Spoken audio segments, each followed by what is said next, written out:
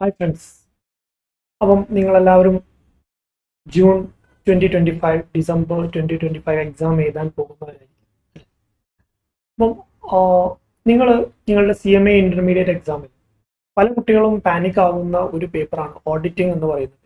Okay, അത് തിയറിയാണ്, അത് പഠിച്ചാൽ മനസ്സിലാവില്ല, ഒരുപാട് പഠിക്കാനുണ്ട് എന്നൊക്കെയുള്ള രീതിയിൽ ചിന്തിക്കുന്ന ഒരുപാട് സ്റ്റുഡൻസിനെ ഞാൻ കാണാറുണ്ട്. ക്ലാസ് എടുക്കുന്ന സമയത്ത് അങ്ങനെയാണ് പല കുട്ടികളുടെ അഭിപ്രായം ഉണ്ടാവും. പക്ഷെ എക്സാം എഴുതി കഴിഞ്ഞ് വരുന്ന സമയത്ത് പലപ്പോഴും കുട്ടികൾക്ക് ഒരു ഈസി ആയിട്ട് സ്കോറിംഗ് ആയിട്ട് വരുന്ന ഒരു പേപ്പറും കൂടെയാണ് എന്ത് ആക്ച്വലി ഓഡിറ്റിംഗ് എന്ന് പറയുന്നത്. ഓക്കെ, കാരണം ഓഡിറ്റിംഗ് അങ്ങനെ ഇൻഡെപ്ത് ആയിട്ട് നമുക്ക് ഒരുപാടൊന്നും നമുക്ക് CMA ഇന്റർമീഡിയറ്റ് സിലബസിലില്ല.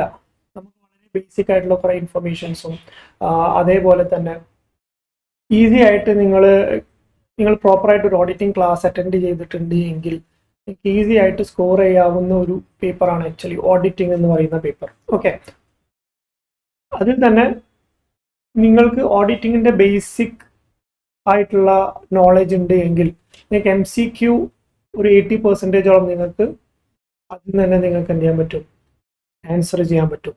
അഡീഷണൽ എഫേർട്ട് ഇല്ലാതെ തന്നെ ആൻസർ ചെയ്യാൻ പറ്റും. പിന്നെ വരുന്ന ഡിസ്ക്രിപ്റ്റീവ് ക്വസ്റ്റ്യനുകളിലാണ് നിങ്ങൾ റിപ്പീറ്റഡ് റീഡിങ്സ് കാര്യങ്ങളൊക്കെ ചെയ്യുമ്പോൾ അതിൻ്റെ വേ ഓഫ് റൈറ്റിംഗ് എങ്ങനെയാണ് എന്നൊക്കെ നോക്കിയിട്ടാണ് അവിടെ നമുക്ക് മാർക്കും കാര്യങ്ങളും വരാം. ഓക്കെ, അപ്പോൾ MCQ ഉണ്ടെങ്കിൽ തന്നെ നിങ്ങൾക്ക് നല്ലൊരു മാർക്ക് നിങ്ങൾക്ക് ഓഡിറ്റിംഗ് എന്ന് പറയുന്ന പേപ്പർ നിങ്ങൾക്ക് തരും. കാരണം ഓഡിറ്റിംഗ് എന്ന് പറയുന്ന പേപ്പറിന്റെ കൂടെ വരുന്ന പേപ്പർ എന്ന് പറഞ്ഞാൽ അക്കൗണ്ട്സ് ആണ് അല്ലേ.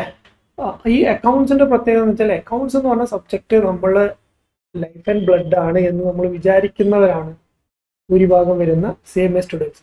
പലപ്പോഴും നമ്മൾ ജോയിൻ ചെയ്യുന്ന സമയത്ത് തന്നെ നമ്മൾ ഈ CMAക്ക് ജോയിൻ ചെയ്യുന്നതിൻ്റെ ഒരു കാരണം നമുക്ക് അക്കൗണ്ട്സിനോടുള്ള ഇഷ്ടം കൊണ്ടായിരിക്കും അല്ലേ. അപ്പം അക്കൗണ്ട്സ് എന്തായാലും നിങ്ങൾക്ക് നല്ലൊരു മാർക്ക് നിങ്ങൾക്ക് അതിൽ സ്കോർ ചെയ്യാൻ പറ്റും. അതിൻ്റെ കൂടെ നിങ്ങൾ ഓഡിറ്റിംഗും കൂടെ നിങ്ങൾ പ്രിപ്പയർ ചെയ്തിട്ടുണ്ട് എങ്കിൽ അബവ് എക്സാംഷൻ അബവ് 80% മാർക്ക് നിങ്ങൾക്ക് ഈസി ആയിട്ട് സ്കോർ ചെയ്യാവുന്ന ഒരു പേപ്പർ ആയിട്ടാണ് എന്ത് ചെയ്യുക, നിങ്ങൾക്ക് ഈ അക്കൗണ്ട്സും അതേപോലെ തന്നെ ഓഡിറ്റിംഗ് കൂടെ കമ്പൈൻ ചെയ്തിട്ട് നിങ്ങൾക്ക് കിട്ടാൻ പോകുന്നത്. ഓക്കെ, അപ്പം ഇന്നത്തെ നമ്മുടെ സെക്ഷനിൽ നമ്മൾ മെയിൻ ആയിട്ട് ഫോക്കസ് ചെയ്യുന്നത് ഓഡിറ്റിംഗ് എന്ന് പറയുന്ന സബ്ജക്റ്റിലെ MCQ ഏരിയാസ് ആണ്. ഓക്കെ, MCQ എന്ന് പറയുമ്പോൾ ഈ ഒരു പ്രസന്റേഷനിൽ ഈ ഒരു PDF ഞാൻ ഇൻക്ലൂഡ് ചെയ്തിട്ടുള്ളത് പാസ്റ്റ് ഇയേഴ്സിലെ എല്ലാ ക്വസ്റ്റ്യൻ പേപ്പേഴ്സും ഇതിനു മുമ്പേ നടന്നു പോയിട്ടുള്ള എല്ലാ ക്വസ്റ്റ്യൻ പേപ്പേഴ്സിൻ്റെയും MCQ ആഡ് ചെയ്തിട്ടുണ്ട്. അതേപോലെ തന്നെ മോഡൽ ക്വസ്റ്റ്യൻ പേപ്പർ ഇൻസ്റ്റിറ്റ്യൂട്ട് ഇറക്കിയിട്ടുള്ള മോഡൽ ക്വസ്റ്റ്യൻ പേപ്പേഴ്സിലുള്ള ക്വസ്റ്റ്യൻസും ഞാൻ ആഡ് ചെയ്തിട്ടുണ്ട്. അതേപോലെ തന്നെ ഇൻസ്റ്റിറ്റ്യൂട്ടിൻ്റെ ഒരു ക്വസ്റ്റ്യൻ ബാങ്ക് ഉണ്ട്. ഓക്കെ, ആ ക്വസ്റ്റ്യൻ ബാങ്കിലുള്ള ക്വസ്റ്റ്യൻസും ഞാൻ ആഡ് ചെയ്തിട്ടുണ്ട്. ഓക്കെ, പലതിലും റിപ്പീറ്റഡ് ആയിട്ട് വരുന്ന ഒരുപാട് ക്വസ്റ്റ്യൻസ് ഉണ്ട്. അതൊക്കെ ഞാൻ എല്ലാം റെഡ്യൂസ് ചെയ്തിട്ട് ഓരോന്നും റിലവൻ്റ് ആയിട്ടുള്ള MCQകളെല്ലാം എന്ത് ചെയ്തിട്ടുണ്ട്, ഇതിലേക്ക് ഇൻകോർപ്പറേറ്റ് ചെയ്തിട്ടുണ്ട്. ഓക്കെ, അപ്പോൾ നമുക്ക് ഓരോരോ ക്വസ്റ്റ്യനിലേക്ക് നമുക്ക് പോവാം. ഓക്കെ, നമ്മൾ ഓഡിറ്റിംഗ് എന്ന് പറയുന്ന സബ്ജക്റ്റ് നമ്മൾ പഠിക്കുമ്പോൾ നമുക്ക് ഒരിക്കലും മിസ് ചെയ്യാൻ പറ്റാത്ത ഒരു ഏരിയ ആണ് SA എന്ന് പറയും, standards on auditing. Okay, standards on auditing എന്ന് പറഞ്ഞാൽ ഓഡിറ്റിങ്ങിന്റെ ബേസിക് ആയിട്ടുള്ള ഓഡിറ്റിങ്ങിന്റെ A to Z ആയിട്ടുള്ള കാര്യങ്ങൾ, ബേസിക് മുതൽ അതിന്റെ അഡ്വാൻസ് കാര്യങ്ങൾ എല്ലാം അടങ്ങിയിട്ടുള്ള ഒരു സ്പെസിഫിക് ആയിട്ടുള്ള ഒരു ഏരിയ ആണ് ആക്ച്വലി എന്ത് സ്റ്റാൻഡേർഡ്സ് ഓൺ ഓഡിറ്റിംഗ്. അപ്പൊ ഈ സ്റ്റാൻഡേർഡ്സ് ഓൺ ഓഡിറ്റിംഗ് ഒരു ഭയങ്കര വാസ്റ്റ് ആയിട്ടുള്ള ഒരു ഏരിയ ആണ് നമുക്ക് പഠിക്കാനാണെങ്കിൽ. പക്ഷെ നമ്മളുടെ ഈ ഒരു സിലബസിൽ നമുക്ക് മെയിൻലി നമ്മൾ മേജറായിട്ട് ഫോക്കസ് ചെയ്യേണ്ടത് അതിന്റെ SA നമ്പേഴ്സും ആ SA നമ്പർ ബേസ് ചെയ്തിട്ടുള്ള അതിന്റെ ഹെഡിങ്ങും നിങ്ങൾ എന്ത് ചെയ്യണം, ക്ലിയർ ആയിട്ട് നിങ്ങളുടെ മൈൻഡിൽ നിങ്ങൾ ബൈ ഹാർട്ട് ചെയ്തിട്ടുണ്ടാവണം. അതിൽ നിന്ന് 1, 2, 3 ക്വസ്റ്റ്യൻസ് വരെയൊക്കെ നമുക്ക് MCQയിൽ എക്സ്പെക്ട് ചെയ്യാം. ഓക്കെ, ഒരു ക്വസ്റ്റ്യൻ ഷുവർ ആണ് SA ബേസ് ചെയ്തിട്ട് ഒരു ക്വസ്റ്റ്യൻ. ഓക്കെ, അപ്പം അതൊരിക്കലും സ്കിപ്പ് ചെയ്യാൻ പറ്റില്ല. SA എന്ന് പറയുന്ന സാധനം നിങ്ങൾ SA 200 മുതൽ നിങ്ങൾ ലാസ്റ്റ് 700 വരെയുള്ള എല്ലാ SAസും നിങ്ങൾ എന്ത് ചെയ്യുക, ബൈ ഹാർട്ട് ചെയ്യുക. ഓക്കെ, അത് തന്നെ റിപ്പീറ്റഡ് ആയിട്ട് വരുന്ന ഒരുപാട് സ്റ്റാൻഡേർഡുകൾ നമുക്ക് ഇതിൽ നമുക്ക് കാണാൻ പറ്റും. Okay, so let's go. നമുക്ക് ഫസ്റ്റത്തെ ക്വസ്റ്റ്യന് SA ബേസ് ചെയ്തിട്ടാണ് എന്ത് ചെയ്യുന്നത് വരുന്നത്. എന്താണ് question? SA 600 deals in matters connected with. Okay, ഇപ്പോൾ നമുക്കറിയാം SA എന്ന് പറഞ്ഞ സ്റ്റാൻഡേർഡ്സ് ഓൺ ഓഡിറ്റിംഗ് എന്ന് പറയുന്നതിന് അതിനൊരു ഗ്രൂപ്പിംഗ് ഉണ്ട്, അതിനൊരു കാറ്റഗറൈസേഷൻ നമുക്ക് കാണാൻ പറ്റും. SA 200 നമ്മൾ സ്റ്റാർട്ട് ചെയ്യുന്ന സമയത്ത് അതിന്റെ ഇന്റൻഷൻ വേറെയാണ്. ഓക്കെ, SA 300 വരുമ്പോൾ അതിന്റെ ഇന്റൻഷൻ വേറെയാണ്. SA 500 വരുമ്പോൾ അവിടെ സ്പെസിഫിക് ആയിട്ട് കുറെ കാര്യങ്ങൾ പറയുന്നുണ്ട്. ഓക്കെ, SA 700 വരുമ്പോൾ അവിടെ സ്പെസിഫിക് ആയിട്ടുള്ള കുറെ കാര്യങ്ങൾ പറയുന്നുണ്ട്. ഓക്കെ, അപ്പോൾ ഓരോ സ്റ്റാൻഡേർഡും ഓരോ നമ്പർ സീരീസിലും അതിന്റെ അത് മെൻഷൻ ചെയ്യുന്ന കാര്യങ്ങൾ എന്ന് പറഞ്ഞാൽ ഡിഫറെന്റ് ആണ്. SA 600 സീരീസിൽ നമുക്ക് 3 സ്റ്റാൻഡേർഡ്സ് ആണ് ബേസിക്കലി ഉള്ളത്. SA 600 സീരീസിൽ ഓക്കെ, അതില് SA 600 ഉണ്ട്, SA 610 ഉണ്ട്, SA 620 ഉണ്ട്. ഓക്കെ, നിങ്ങൾ basic principles governing and audit നിങ്ങൾ പഠിച്ചിട്ടുണ്ട് എങ്കിൽ ഒരു ഓഡിറ്റർ ഓഡിറ്റ് ചെയ്യുന്ന സമയത്ത് അയാൾ മേജർലി ഫോക്കസ് ചെയ്യുന്ന ഒരു ഏരിയ ആണ് relaying on the work of others. Okay, മറ്റുള്ള ആളുകളുടെ വർക്കിന്റെ മേലെ ഒരു ഓഡിറ്റർ പലപ്പോഴും എന്ത് ചെയ്യേണ്ടി വരും, ഡിപ്പെൻഡ് ചെയ്യേണ്ടി വരും, റിലേ ചെയ്യേണ്ടി വരും. ഓക്കെ, അപ്പം ഈ മറ്റുള്ള ആളുകളുടെ വർക്കുകൾ നിങ്ങൾ റിലേ ചെയ്യുന്ന സമയത്ത് നിങ്ങൾ എന്തൊക്കെ കാര്യങ്ങൾ നിങ്ങൾ ശ്രദ്ധിക്കണം, ഓക്കെ, എന്തൊക്കെ ഫെസിലിറ്റീസ് ആണ് നിങ്ങൾ അതിൽ യൂസ് ചെയ്യേണ്ടത്, ഏതൊക്കെ രീതിയിൽ നിങ്ങൾ അതിനെ ഇന്റർപ്രറ്റ് ചെയ്യണം, എങ്ങനെയാണ് അവരുമായിട്ട് നിങ്ങൾ കമ്മ്യൂണിക്കേറ്റ് ചെയ്യേണ്ടത്, ഓക്കെ, എന്താണ് അതിന്റെ ടൈം ലിമിറ്റ്, ഓക്കെ, ഇങ്ങനെയുള്ള കാര്യങ്ങൾ ഒരുപാട് കാര്യങ്ങൾ അവിടെ എന്ത് ചെയ്യുന്നുണ്ട്, മെൻഷൻ ചെയ്യുന്നുണ്ട്. SA 600 സീരീസിൽ ആക്ച്വലി പറയുന്നത് നമ്മൾ മറ്റൊരാളുടെ വർക്കിന്റെ മേലെ ഡിപ്പെൻഡ് ചെയ്യപ്പെടുമ്പോൾ നമ്മൾ ആ വർക്കിന്റെ മേലെ ആദ്യം നമ്മൾ സൂപ്പർവൈസ് ചെയ്യേണ്ടത് എങ്ങനെയാണ്, അതിനെ എങ്ങനെ നമുക്ക് റിലേ ചെയ്യാൻ പറ്റുമെന്ന് നമ്മൾ ഇവാലുവേറ്റ് ചെയ്യണം. അതിന് വേണ്ടിയിട്ട് നമ്മളുടെ മുന്നിൽ നമുക്ക് പ്രസന്റ് ചെയ്തിട്ടുള്ള സ്റ്റാൻഡേർഡ്സ് ആണ് SA 600 വരുന്നത്. ഈ അതേഴ്സിൽ നമുക്ക് ബേസിക്കലി 3 പേരെ നമുക്ക് കാണാം. ഒന്ന്, നമ്മൾ ഒരു ഹെഡ് ഓഫീസിൽ ഓഡിറ്റർ ആണ് എങ്കിൽ ആ ഹെഡ് ഓഫീസിന് മറ്റു പല ബ്രാഞ്ചുകളും ഉണ്ട് എങ്കിൽ ഈ ബ്രാഞ്ച് നമ്മൾ എല്ലാം ഓഡിറ്റ് ചെയ്തത് എങ്കിൽ ആ ബ്രാഞ്ചുകളിൽ സെപ്പറേറ്റ് ഒരു ഓഡിറ്റർ ഉണ്ടാവുകയാണ് എങ്കിൽ ആ ബ്രാഞ്ച് ഓഡിറ്റർ എന്ത് ചെയ്യണം, നമ്മൾക്ക് പല റിപ്പോർട്ടുകളും തരണം. ആ റിപ്പോർട്ടിന്റെ അടിസ്ഥാനത്തിലാണ് നമ്മൾ നമ്മളുടെ റിപ്പോർട്ട് ഫോം ചെയ്യുക. കാരണം ആ ബ്രാഞ്ചിൽ നമ്മൾ ഡയറക്റ്റ്ലി പോയിട്ടില്ല, ആ ബ്രാഞ്ചിൽ എന്ത് നടന്നിട്ടുണ്ട് എന്നുള്ള കാര്യങ്ങൾ അറിയണമെങ്കിൽ ഈ ബ്രാഞ്ച് ഓഡിറ്റർ റിപ്പോർട്ട് നമ്മൾ ഡിപ്പെൻഡ് ചെയ്യേണ്ടി വരും അല്ലെ. അപ്പൊ ഈ ബ്രാഞ്ച് ഓഡിറ്റർ വർക്ക് നമുക്ക് എത്രമാത്രം വിശ്വസിക്കാം, അയാൾ പ്രോപ്പർ ആയിട്ടാണോ ചെയ്തത്, അതിന്റെ മേലെ ഇനി നമുക്ക് എന്തെങ്കിലും അഡീഷണൽ ആയിട്ടുള്ള വെരിഫിക്കേഷൻ ചെയ്യേണ്ടതുണ്ടോ എന്നുള്ള കാര്യങ്ങളൊക്കെ എന്ത് ചെയ്യാം, നമുക്ക് ചെക്ക് ചെയ്യേണ്ടി വരും അല്ലെ. അത് എങ്ങനെയാണ് ചെയ്യേണ്ടത്, അതുമായി ബന്ധപ്പെട്ടുള്ള പോയിന്റുകളാണ് ആക്ച്വലി നമുക്ക് സ്റ്റാൻഡേർഡുകളിൽ പറഞ്ഞു തരാം. ഓക്കെ, ഇപ്പൊ relying on work of others എന്ന് പറഞ്ഞാൽ അതിൽ ഒരു അതർ എന്ന് പറഞ്ഞിട്ടാണെങ്കിൽ that is branch auditor. Okay, branch auditor ആണ് ഒരാൾ. ഓക്കെ, അപ്പൊ ഈ ബ്രാഞ്ച് ഓഡിറ്ററുടെ വർക്കിന്റെ മേലെ നിങ്ങൾ ഡിപ്പെൻഡ് ചെയ്യേണ്ടി വരുമ്പോൾ നിങ്ങൾ എന്തൊക്കെ കാര്യങ്ങൾ ശ്രദ്ധിക്കണം എന്നുള്ളതാണ്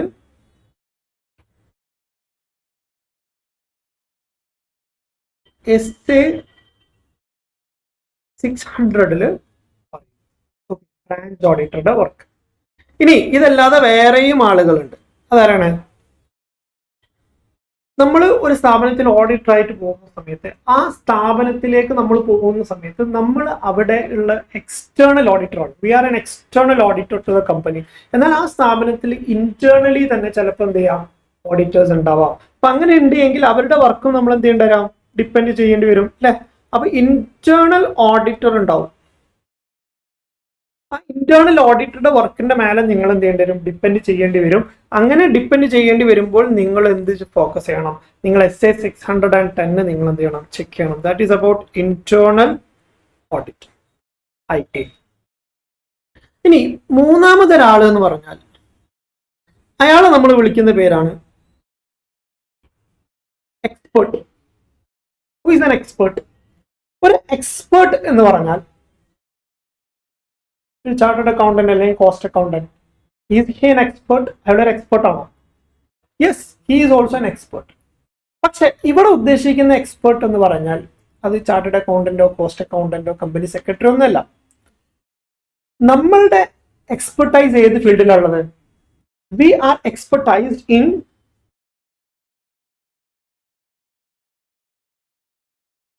accounting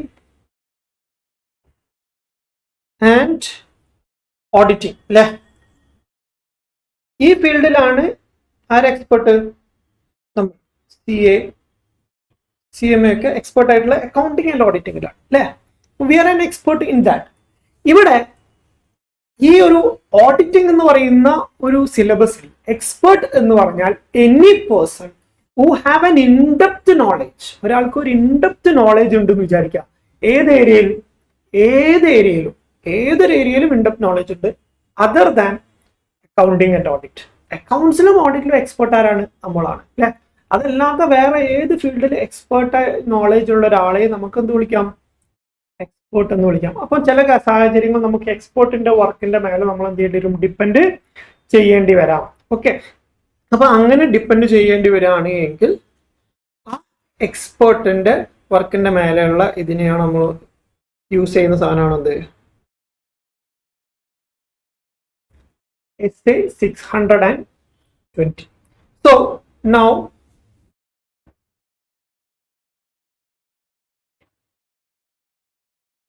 let us go to the first question. First question എവിടെയാണ്? സീരീസ് 600 സീരീസ് നമുക്ക് 3 സ്റ്റാൻഡേർഡ് ആണ് ഞാൻ പറഞ്ഞു. 600, 610, 620. ഓക്കെ, അപ്പൊ ഈ 600 എന്ന് പറയുന്ന സീരീസ് എന്തിനെ കുറിച്ചാണെന്നാണ് നമ്മളോട് ചോദിക്കുന്നത്. നമുക്ക് ഓൾറെഡി നമ്മൾ പറഞ്ഞു എന്താണത്. 600 എന്ന് പറഞ്ഞാൽ തന്നെ എന്താണ്?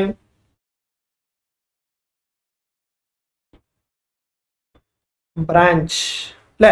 ബ്രാഞ്ചിനെ കുറിച്ചാണ് അവിടെ പറയുന്നത്. ഓക്കെ, അപ്പം നിങ്ങൾ ഇവിടെ നോക്കുക. ഇവിടെ using the work of another auditor എന്ന് പറഞ്ഞൊരു സാധനമാണ് ഇവിടെ ഉള്ളത്. പിന്നെ audit sampling, comparative information, related party.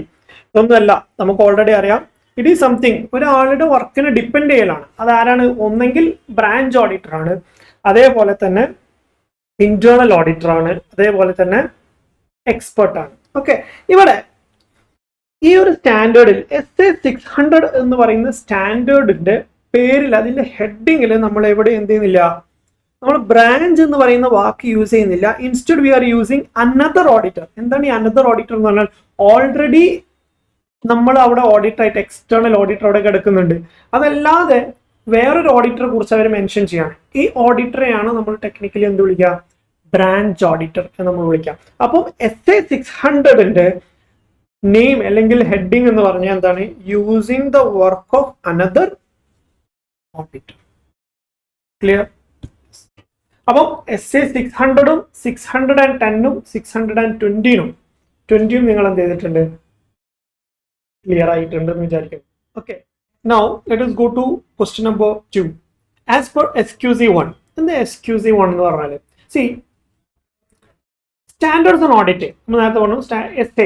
SA എന്ന് പറയുന്നത് നമ്മൾ ഓഡിറ്റ് ചെയ്യുമ്പോൾ നമുക്ക് നമ്മൾ പാലിച്ചിരിക്കേണ്ട ഒരു പ്രിൻസിപ്പൾസ് ആൻഡ് റെഗുലേഷൻസ് ആണ് അവിടെ വരുന്നത്. SQC എന്ന് പറഞ്ഞാൽ സ്റ്റാൻഡേർഡ് ഓൺ ക്വാളിറ്റി കൺട്രോൾ ആണ്. ഓക്കെ, അതായത് ഒരു ഓഡിറ്റ് ചെയ്യുമ്പോൾ ഓഡിറ്ററോ ഓഡിറ്ററുടെ സ്ഥാപനമോ ഓഡിറ്റ് ചെയ്യുന്ന ഫോമോ പാലിച്ചിരിക്കേണ്ട കുറെ റൂൾസ്, മീൻസ് കുറെ ക്വാളിറ്റി കൺട്രോൾ, അവരുടെ പെർഫോമൻസ് ഇംപ്രൂവ് ചെയ്യാൻ വേണ്ടിയിട്ട് അവർ പാലിച്ചിരിക്കേണ്ട കുറെ സ്റ്റാൻഡേർഡ് പ്രൊസീജിയേഴ്സ് ഉണ്ട്. ഓക്കെ, അതിനെയാണ് നമ്മൾ SQCയിൽ നമ്മൾ എന്ത് ചെയ്യുന്നത്? ഫോക്കസ് ചെയ്യുന്നത്. ഓക്കെ, അപ്പോൾ ഈ SQC എന്ന് പറയുന്നത് നമ്മൾ നോക്കുകയാണെങ്കിൽ സ്റ്റാൻഡേർഡ് ഓൺ ക്വാളിറ്റി കൺട്രോൾ എന്നാണ് അതിന്റെ ഫുൾ നെയിം.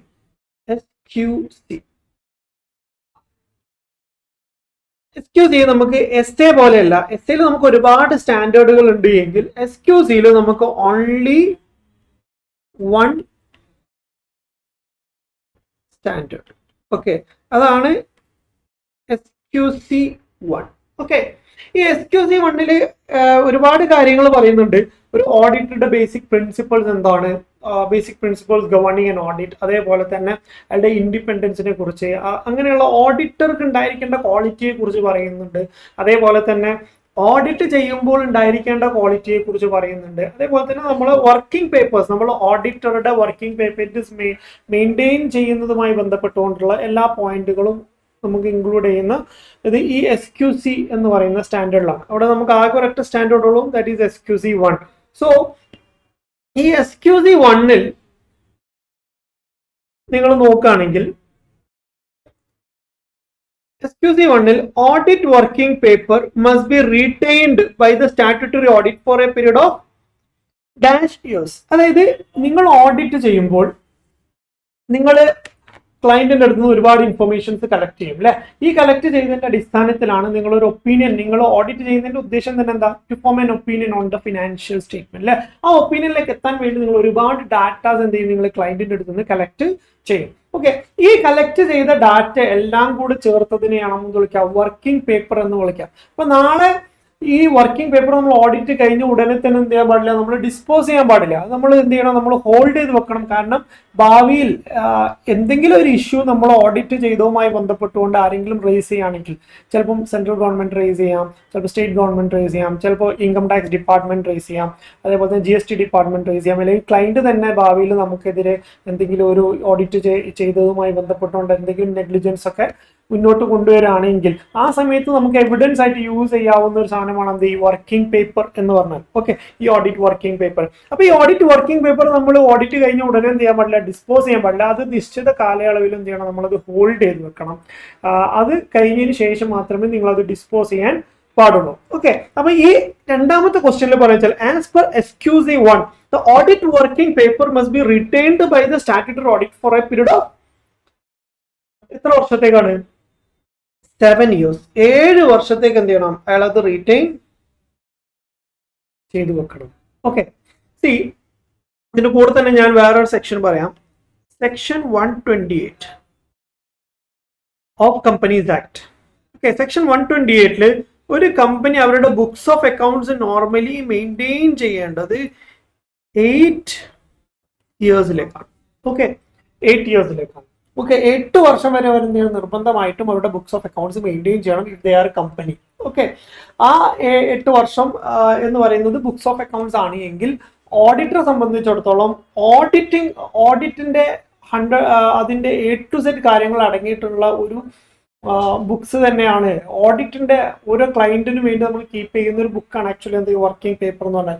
ആ ബുക്ക് നമ്മൾ എത്ര വർഷം മെയിൻറ്റെയിൻ ചെയ്യണം, അറ്റ്ലീസ്റ്റ് ഫോർ 7 years. അതിൽ കൂടിയാൽ കുഴപ്പമൊന്നുമില്ല, പക്ഷെ അതിനേക്കാൾ കുറയാൻ പാടില്ല. അപ്പൊ 7 വർഷമെങ്കിലും മിനിമം എന്ത് ചെയ്യണം, നിങ്ങൾ നിങ്ങളുടെ വർക്കിംഗ് പേപ്പർ മെയിൻറ്റെയിൻ ചെയ്യണം. ഓക്കെ, 7 ഈ സോ ഇൻസ്റ്റിറ്റ്യൂട്ടിന് ഏറ്റവും ഇഷ്ടപ്പെട്ട ക്വസ്റ്റ്യൻസ് ആണ് അധികം ഈ SQC1. അപ്പം ഇത് ഏതൊക്കെ വർഷങ്ങൾ ചോദിച്ചിട്ടുണ്ട്, ക്വസ്റ്റ്യൻ നമ്പർ 1 ചോദിച്ചത് ഡിസംബർ 2024 അതേ വർഷം തന്നെയാണ് എന്ത് SQC1 എന്ത് ചെയ്തിട്ടുള്ളത്, ചോദിച്ചിട്ടുള്ളത്. ഓക്കെ, വർക്കിംഗ് പേപ്പറിന്റെ. ഇനി ഓഡിറ്റ് ഡോക്യുമെന്റേഷൻ. എന്താ ഓഡിറ്റ് ഡോക്യുമെന്റേഷൻ? ഓഡിറ്റ് ഡോക്യുമെന്റേഷൻ എന്ന് പറഞ്ഞാൽ ഒന്നുമില്ല, ഈ ഓഡിറ്റ് വർക്കിംഗ് പേപ്പറിനെ വിളിക്കുന്ന മറ്റൊരു പേരാണ് ആക്ച്വലി എന്ത്, ഓഡിറ്റ് ഡോക്യുമെന്റേഷൻ. ഇപ്പൊ എക്സാമിന് ചിലപ്പോൾ വർക്കിംഗ് പേപ്പർ എന്താണെന്ന് ചോദിക്കാം, അല്ലെങ്കിൽ ഓഡിറ്റ് ഡോക്യുമെന്റേഷൻ എന്താണെന്ന് ചോദിക്കാം. രണ്ടായാലും സെയിം ആണ്. ഓക്കെ, അപ്പോൾ ഈ സ്റ്റാൻഡേർഡിൽ അവർ യൂസ് ചെയ്യുന്ന വാക്ക്, സ്റ്റാൻഡേർഡിന്റെ ഹെഡിങ് ആയിട്ട് അവർ യൂസ് ചെയ്യുന്ന വാക്ക് ആക്ച്വലി ഓഡിറ്റ് ഡോക്യുമെന്റേഷൻ എന്നാണ്. ഓക്കെ, ഓഡിറ്റ് ഡോക്യുമെന്റേഷന്റെ സ്റ്റാൻഡേർഡ് നമ്പർ എത്രയാണ്? 230. SA 230 ആണ്. Okay, SA 230. ഓക്കെ, അപ്പൊ ഈ SA 230 ഓഡിറ്റ് ഡോക്യുമെന്റേഷനെ കുറിച്ച്. അപ്പൊ ഞാൻ പറഞ്ഞല്ലോ ഓൾറെഡി, സ്റ്റാൻഡേർഡ് നമ്പറും അതിന്റെ ഹെഡിങ്ങും അത് ഒരിക്കലും MCQയിൽ നമുക്ക് ചോദിക്കാതിരിക്കില്ല. 1-2 ക്വസ്റ്റ്യൻ ഷുവർ ആണ്. ഓക്കെ, അപ്പൊ അതെന്തായാലും നിങ്ങൾ എന്ത് ചെയ്യണം, ഫോക്കസ് ചെയ്തിട്ടുണ്ടാവണം. അത് ബൈ ഹാർട്ട് ചെയ്യാൻ ഒരുപാട് സമയമൊന്നും വേണ്ട. ഒരു പേപ്പർ എടുക്കുക, ആ പേപ്പറിൽ SA 200 മുതൽ എഴുതുക, ഡെയിലി ഒരു 2 പ്രാവശ്യം വായിക്കുക, you will get it. Okay, കാരണം ഇത് നമ്മൾ ബൈ ഹാർട്ട് അങ്ങനെ ഡീറ്റെയിൽ ആയിട്ട് നമ്മൾ മഗ്ഗപ്പ് ചെയ്യേണ്ട ആവശ്യമില്ല. നമുക്ക് ആ നമ്പറും അതിന്റെ ഒരു ഏകദേശം ധാരണ ഉണ്ടായാൽ മതി. കാരണം എക്സാമിന് ഫില്ല് ചെയ്യുന്ന ബ്ലാങ്ക്സ് അല്ലല്ലോ നമ്മൾ ഫില്ല് ചെയ്യുന്നത്, MCQ അല്ല. അപ്പൊ എന്തായാലും അതിന്റെ പേര് അതിൽ തന്നെ ഉണ്ടാവും, നമ്പറും അതിൽ തന്നെ ഉണ്ടാവും. ഓക്കെ, അപ്പൊ നമുക്കത് കോറിലേറ്റ് ചെയ്യാൻ പറ്റിയാൽ മതി എന്നുള്ളതാണ്. ഓക്കെ, അപ്പൊ നിങ്ങൾ ഒരു പേപ്പറിൽ എഴുതി വെക്കുക, ദെൻ റീഡ് ഇറ്റ്. ഇത് 2 പ്രാവശ്യമായിട്ട് ചോദിച്ചു. ഡിസംബർ 2024 ചോദിച്ചിട്ടുണ്ട്, ഡിസംബർ 2023 ചോദിച്ചിട്ടുണ്ട്. ഓക്കെ, അത് ഇനിയും ചോദിക്കാം. 23, 24, 25 ഡിസംബർ ചോദിക്കാം. ഓക്കെ, എസ് എ പോലെ തന്നെ സ്റ്റാൻഡേർഡ്സ് ഓൺ ഓഡിറ്റിംഗ് പോലെ തന്നെ വളരെ ഇമ്പോർട്ടൻ്റ് ആയിട്ടുള്ള നമ്മൾ MCQയിൽ നമ്മൾ ഫോക്കസ് ചെയ്യേണ്ട ഒരു കാര്യമാണ് actually form numbers. Okay, form number എന്ന് പറഞ്ഞാൽ നമുക്ക് കമ്പനി ഓഡിറ്റ് എന്ന് പറഞ്ഞൊരു ഏരിയ ഉണ്ട്. കമ്പനി ഓഡിറ്റ് എന്ന് പറഞ്ഞാൽ ഓഡിറ്റിനെ കുറിച്ച് നമ്മൾ പഠിക്കുന്ന സബ്ജക്ട് ഏതാണ്? ഓഡിറ്റ് ആണ് അല്ലെ. ഓഡിറ്റിനെ കുറിച്ച് കമ്പനീസ് ആക്ടിന്റെ അണ്ടറിൽ മെൻഷൻ ചെയ്യുന്ന സെക്ഷനുകളെ കുറിച്ച് കവർ ചെയ്ത് പോകുന്ന ഏരിയ ആണ് എന്ത്? കമ്പനി ഓഡിറ്റ് എന്ന് പറഞ്ഞാൽ. അപ്പൊ കമ്പനി ഓഡിറ്റിൽ നമുക്ക്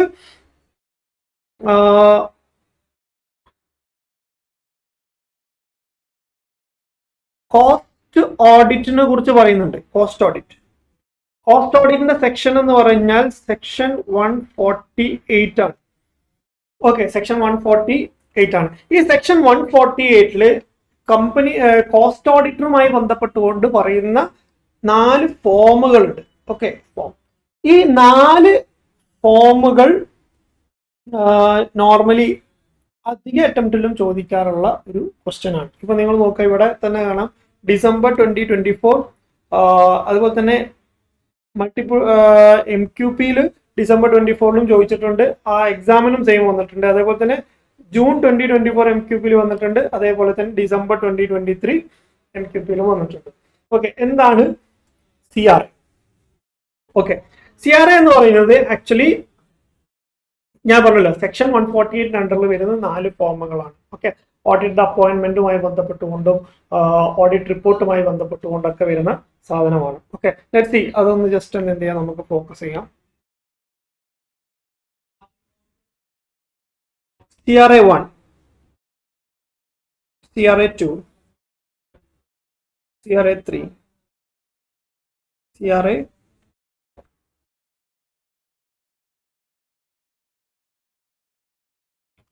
1. CRA 1 എന്ന് പറഞ്ഞാൽ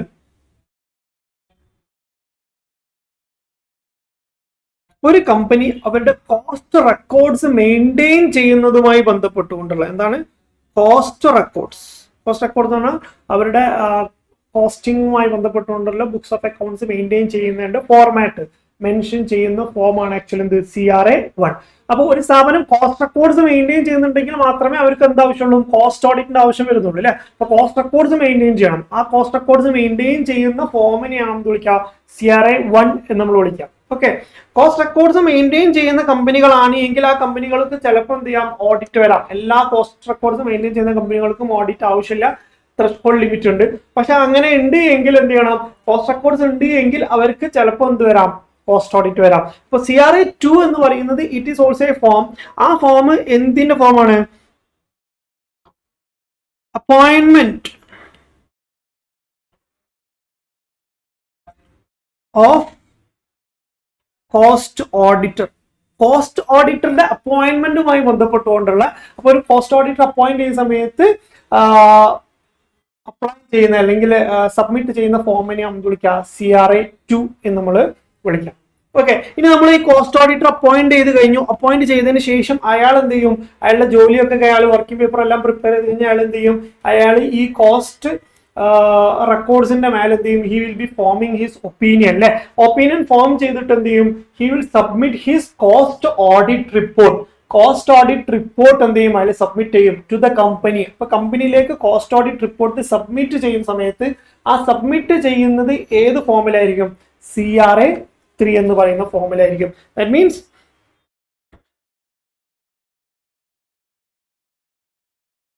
submit of cost audit report by auditor. Auditor cost audit report submit ചെയ്യുന്ന ഫോമാണ് എന്ത്? CRA 3. Now CRA 4. CRA 4 എന്താണ്? ഈ കോസ്റ്റ് ഓഡിറ്റ് റിപ്പോർട്ട് കമ്പനികൾക്ക് സബ്മിറ്റ് ചെയ്ത് കഴിഞ്ഞാൽ, ഓഡിറ്റർ കോസ്റ്റ് ഓഡിറ്റർ സബ്മിറ്റ് ചെയ്ത് കഴിഞ്ഞാൽ കമ്പനി എന്ത് ചെയ്യണം? They have to submit it to the central government. Central ഗവൺമെന്റിലേക്ക് എന്ത് ചെയ്യണം? സബ്മിറ്റ് ചെയ്യണം. ആ സബ്മിറ്റ് ചെയ്യുന്ന ഫോമിനെ നമ്മൾ വിളിക്കുക CRA 4. സബ്മിറ്റ്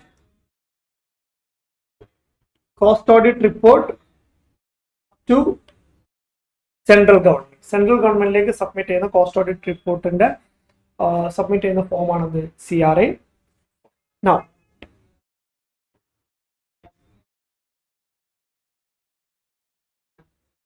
ഇവിടെ 4 ഫോമുകളെ കുറിച്ച് പറയുന്നു. ഓക്കെ, എന്തൊക്കെയാണ് പറയുന്നത്? CRA1, CRA2, CRA3, CRA4. 1 എന്താണ്? Cost audit report. 2 appointment of the cost auditor. 3 submission of audit report by the auditor to the company. CRA4 submission of audit report by the company to the central government. Okay, ഇവിടെ നമ്മളുടെ നാലാമത്തെ question എന്താ പറയുന്നത്? A cost auditor submit his report along with reservation and observation in form number. അപ്പോൾ cost auditor submit ചെയ്യുന്നതാണ്.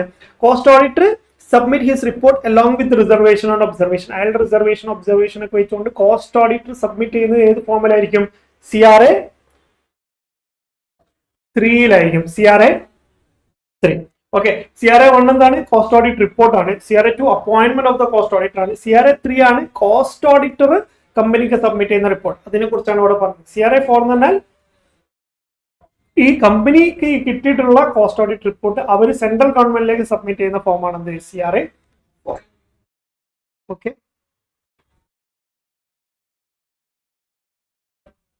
now which of the following is or are the benefits of internal financial control?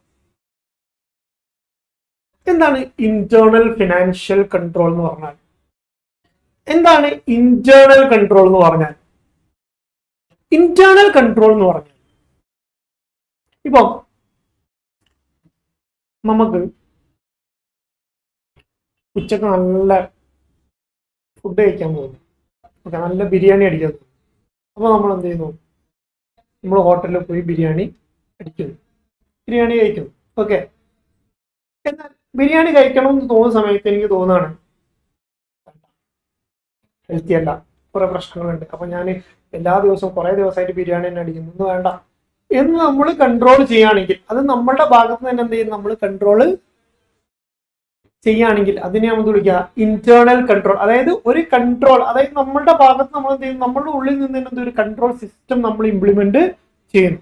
Okay, ഇനിയിപ്പോൾ നമ്മൾ ബിരിയാണി കഴിക്കാൻ പോകുന്ന സമയത്ത് നമ്മൾ കഴിക്കണ്ടെന്ന് വീട്ടിൽ നിന്ന് അല്ലെങ്കിൽ നമ്മളെ വൈഫോ അല്ലെങ്കിൽ പാരന്റോ ആരെങ്കിലും പറയുന്നു ഇന്ന് പുറത്തുനിന്നൊന്നും കഴിക്കണ്ട, ഇവിടെ ഫുഡ് ഉണ്ട്, ഓക്കെ അത് കഴിച്ചാൽ മതി എന്ന് പറയുമ്പോൾ അത് ഇന്റേണൽ കൺട്രോൾ അല്ല, അത് അവരാണ് എക്സ്റ്റേണൽ കൺട്രോളിങ് ആണ് അല്ലെ. അപ്പോൾ ഇന്റേണൽ കൺട്രോൾ എന്ന് പറഞ്ഞാൽ it is something that is coming from inside U, നിങ്ങളിൽ നിന്ന് വരുന്നതാണ്. ഇനിയിപ്പോൾ കമ്പനി ആണെങ്കിൽ ഫ്രം ദ കമ്പനിയുടെ ഉള്ളിൽ നിന്നുകൊണ്ട് തന്നെ അവരൊരു കൺട്രോൾ സിസ്റ്റം ഇംപ്ലിമെന്റ് ചെയ്യാണ്. എന്തിനാണ് ആ കൺട്രോൾ സിസ്റ്റം ഇംപ്ലിമെന്റ് ചെയ്യുന്നത്? അതിപ്പോൾ four benefit of the company അല്ലെ, കമ്പനിയുടെ ബെനിഫിറ്റിന് വേണ്ടിയിട്ട് അവർ ഇന്റേണലി എന്ത് ചെയ്യുന്നു? അവർ ചില കൺട്രോൾ സിസ്റ്റംസ് ഇംപ്ലിമെന്റ് ചെയ്യുന്നു. ഓക്കെ, അവരെന്ത് ചെയ്യുന്നു? CCTV ക്യാമറ വെക്കുന്നു സ്റ്റാഫുകളെ മോണിറ്റർ ചെയ്യാൻ വേണ്ടിയിട്ട്. സ്റ്റാഫുകളെ മാത്രമല്ല, ഇപ്പം ചിലപ്പം സെൻസിറ്റീവ് ആയിട്ടുള്ള അല്ലെങ്കിൽ വളരെ റിസ്കി ആയിട്ടുള്ള ചില ബിസിനസ്സുകളൊക്കെ ചെയ്യുന്ന സമയത്ത്, ഇപ്പൊ ക്യാഷ് ഡീലിംഗ് ഒക്കെ ചെയ്യുന്ന സമയത്ത് അവിടെ CCTV ക്യാമറ വെക്കുക എന്ന് പറഞ്ഞാൽ എന്താ? അത് ഇന്റേണൽ കൺട്രോൾ സിസ്റ്റമാണ്. ഓക്കെ, അപ്പൊ അങ്ങനെയൊക്കെ ചെയ്യുക എന്ന് പറയുന്നതാണ് ആക്ച്വലി എന്ത്? Internal control. ഇന്റേണലി തന്നെ ഒരു സ്ഥാപനത്തിന്റെ ഉള്ളിൽ നിന്നുകൊണ്ട് തന്നെ എന്താ ഒരു കൺട്രോൾ സിസ്റ്റംസ് ഇംപ്ലിമെന്റ് ചെയ്യുന്നു. ഓക്കെ, ഇപ്പം നിങ്ങൾ സ്ഥാപനത്തിൽ വർക്ക് ചെയ്യുന്ന സമയത്ത് നിങ്ങൾ ഇൻകൺസിസ്റ്റന്റ് ആയിട്ട് വരാതിരിക്കാൻ വേണ്ടിയിട്ട്, അല്ലെങ്കിൽ നിങ്ങൾ ലേറ്റ് ആവാതിരിക്കാൻ വേണ്ടിയിട്ട്, ടൈമിങ്ങിന് എത്താൻ വേണ്ടിയിട്ട് എന്ത് ചെയ്യും? കമ്പനി ഒരു പഞ്ച് മെഷീൻ വെക്കും അല്ലെ. അത് വെച്ച് കഴിഞ്ഞാൽ എന്താണ്? കറക്റ്റ് ടൈമിൽ വന്നിട്ടില്ലെങ്കിൽ എന്ത് പറ്റും? ആ റിപ്പോർട്ട് എടുക്കുന്ന സമയത്ത് ഇന്ന ആളുകൾ ലേറ്റ് ആണ്, അതിനുള്ള ആക്ഷൻസ് എടുക്കാൻ പറ്റും അല്ലെ. അപ്പം അങ്ങനെയുള്ളത് അതിനൊക്കെ നമ്മൾ എന്ത് വിളിക്കും? We call it as internal control. Okay, അപ്പൊ ഇന്റേണൽ കൺട്രോൾ എന്ന് പറഞ്ഞാൽ ഒരു സ്ഥാപനം അവര് നല്ല രീതിയിൽ മുന്നോട്ട് പോകാൻ വേണ്ടിയിട്ട്, നല്ല രീതിയിൽ അവരുടെ ബിസിനസ് റൺ ചെയ്യാൻ വേണ്ടിയിട്ട് അവർ ഇംപ്ലിമെന്റ് ചെയ്യുന്ന പോളിസീസ്, പ്രൊസീജിയേഴ്സ്, സ്റ്റെപ്സ്, ഇതിനെയാണ് നമ്മൾ വിളിക്കുക ഇന്റേണൽ കൺട്രോൾ എന്ന് നമ്മൾ വിളിക്കും. ഓക്കെ, ഇനി ഇവിടെ പറയുന്നത് ഇന്റേണൽ കൺട്രോൾ എന്നല്ല, ഇന്റേണൽ ഫിനാൻഷ്യൽ കൺട്രോൾ ആണ്. എന്താ ഇന്റേണൽ ഫിനാൻഷ്യൽ കൺട്രോൾ എന്ന് പറഞ്ഞാൽ? ഇന്റേണൽ കൺട്രോൾ തന്നെ, പക്ഷെ ഇന്റേണൽ കൺട്രോൾ ഇപ്പൊ ഞാൻ നേരത്തെ പറഞ്ഞ പഞ്ച് മെഷീൻ അതേപോലെ തന്നെ അങ്ങനത്തെ കാര്യങ്ങളൊന്നും ഫിനാൻഷ്യൽ കൺട്രോൾസ് അല്ല, അത് ഓപ്പറേഷണൽ കൺട്രോൾസ് ആണെന്ന് പറയും അല്ലെ. ഫിനാൻഷ്യൽ കൺട്രോൾ എന്ന് പറഞ്ഞാൽ നമ്മളുടെ ഫിനാൻഷ്യൽ സ്റ്റേറ്റ്മെന്റിനെ പെർഫെക്റ്റ് ആക്കാൻ വേണ്ടിയിട്ട് നമ്മൾ ഇംപ്ലിമെന്റ് ചെയ്യുന്ന കൺട്രോൾ സിസ്റ്റം, അതിനെയാണ് വിളിക്കുക ഇന്റേണൽ ഫൈനാൻഷ്യൽ കൺട്രോൾ എന്ന് എന്ത് ചെയ്യാം? നമ്മൾ വിളിക്കും. Now,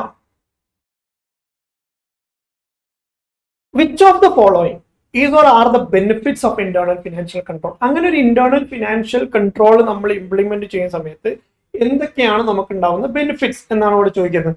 ഓക്കെ, അപ്പൊ നമുക്ക് നോക്കാം എന്തൊക്കെയാണ്. Let us read. Improved control over financial reporting process. Financial reporting process എന്ന് പറഞ്ഞാൽ എന്താ?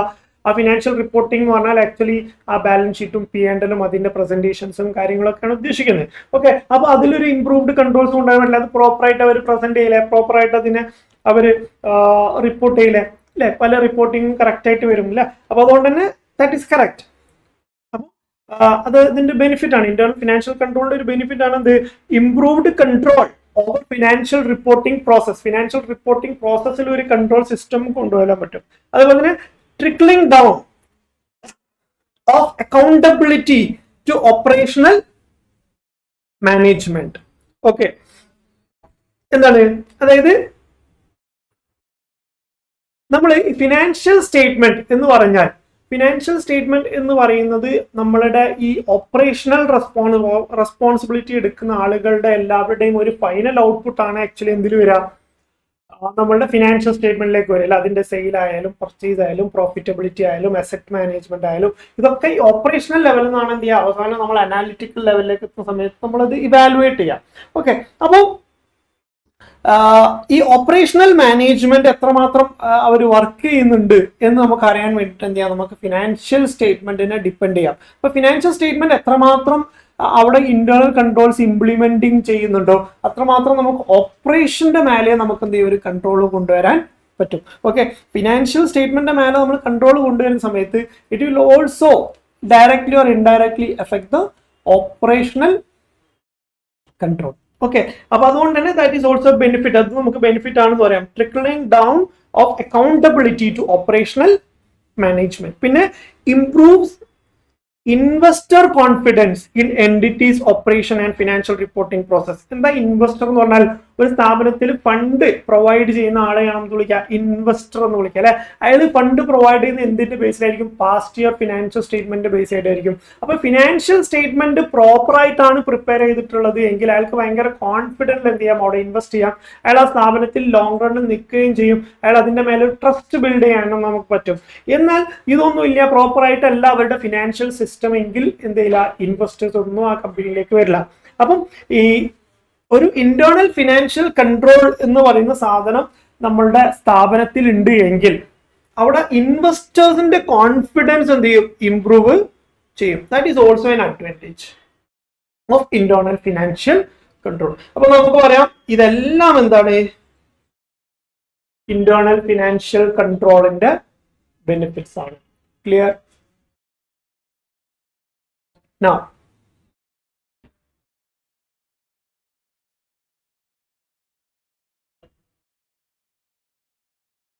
next question.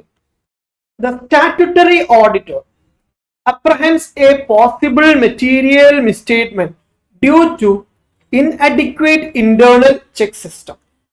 The risk associated with this apprehension is known as.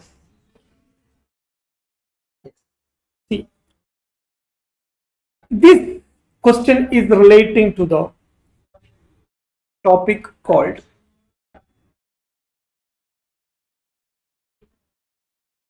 audit risk. Audit റിസ്കുമായി ബന്ധപ്പെട്ടു. അതായത് ഓഡിറ്റ് ചെയ്യുമ്പോൾ എന്താ നമുക്ക് റിസ്ക് ഉള്ളത്? What is the definition of auditing? Auditing definition എന്താ? Auditing is an independent examination അല്ലെ of financial information of an entity, whether profit oriented or not, with an objective of giving an opinion on the financial statement. See, auditing എന്ന് പറയുന്ന പേപ്പറിന്റെ അല്ലെങ്കിൽ auditing എന്ന് പറയുന്ന ഒരു സബ്ജക്റ്റിന്റെ relevance എന്ന് പറയുന്നത് തന്നെ അവരുടെ ഉദ്ദേശം തന്നെ എന്താണ്? To give opinion on financial statement ആണ് അല്ലെ. അങ്ങനെ നമ്മൾ ഒപ്പീനിയൻ കൊടുക്കുന്ന സമയത്ത് നമുക്ക് എന്താ റിസ്ക് ഉള്ളത്? നമ്മളെ അഭിപ്രായമല്ലേ പറയുന്നത് അല്ലെ. അപ്പൊ നമ്മൾ ഈ ഒപ്പീനിയൻ പറയുന്നു, നമ്മൾ we are saying that this company, ഒരു കമ്പനി ലെറ്റ്സ് സേ XYZ എന്ന് പറയുന്ന company, we are saying that they are perfect, super, അടിപൊളി അല്ലേ? ഇതൊക്കെ നമ്മൾ പറയും ഇതില് നമ്മളുടെ ഓഡിറ്റ് റിപ്പോർട്ടിൽ നമ്മൾ പറയാണ്. So we are forming an opinion on the financial statement. പക്ഷേ ഈ ഒപ്പീനിയൻ നമ്മൾ ഫോം ചെയ്യുന്ന സമയത്ത് നമുക്ക് എന്തെങ്കിലും റിസ്ക് ഉണ്ടോ? തെറ്റിപ്പോയാൽ നമുക്ക് എന്തെങ്കിലും റിസ്ക് ഉണ്ടോ?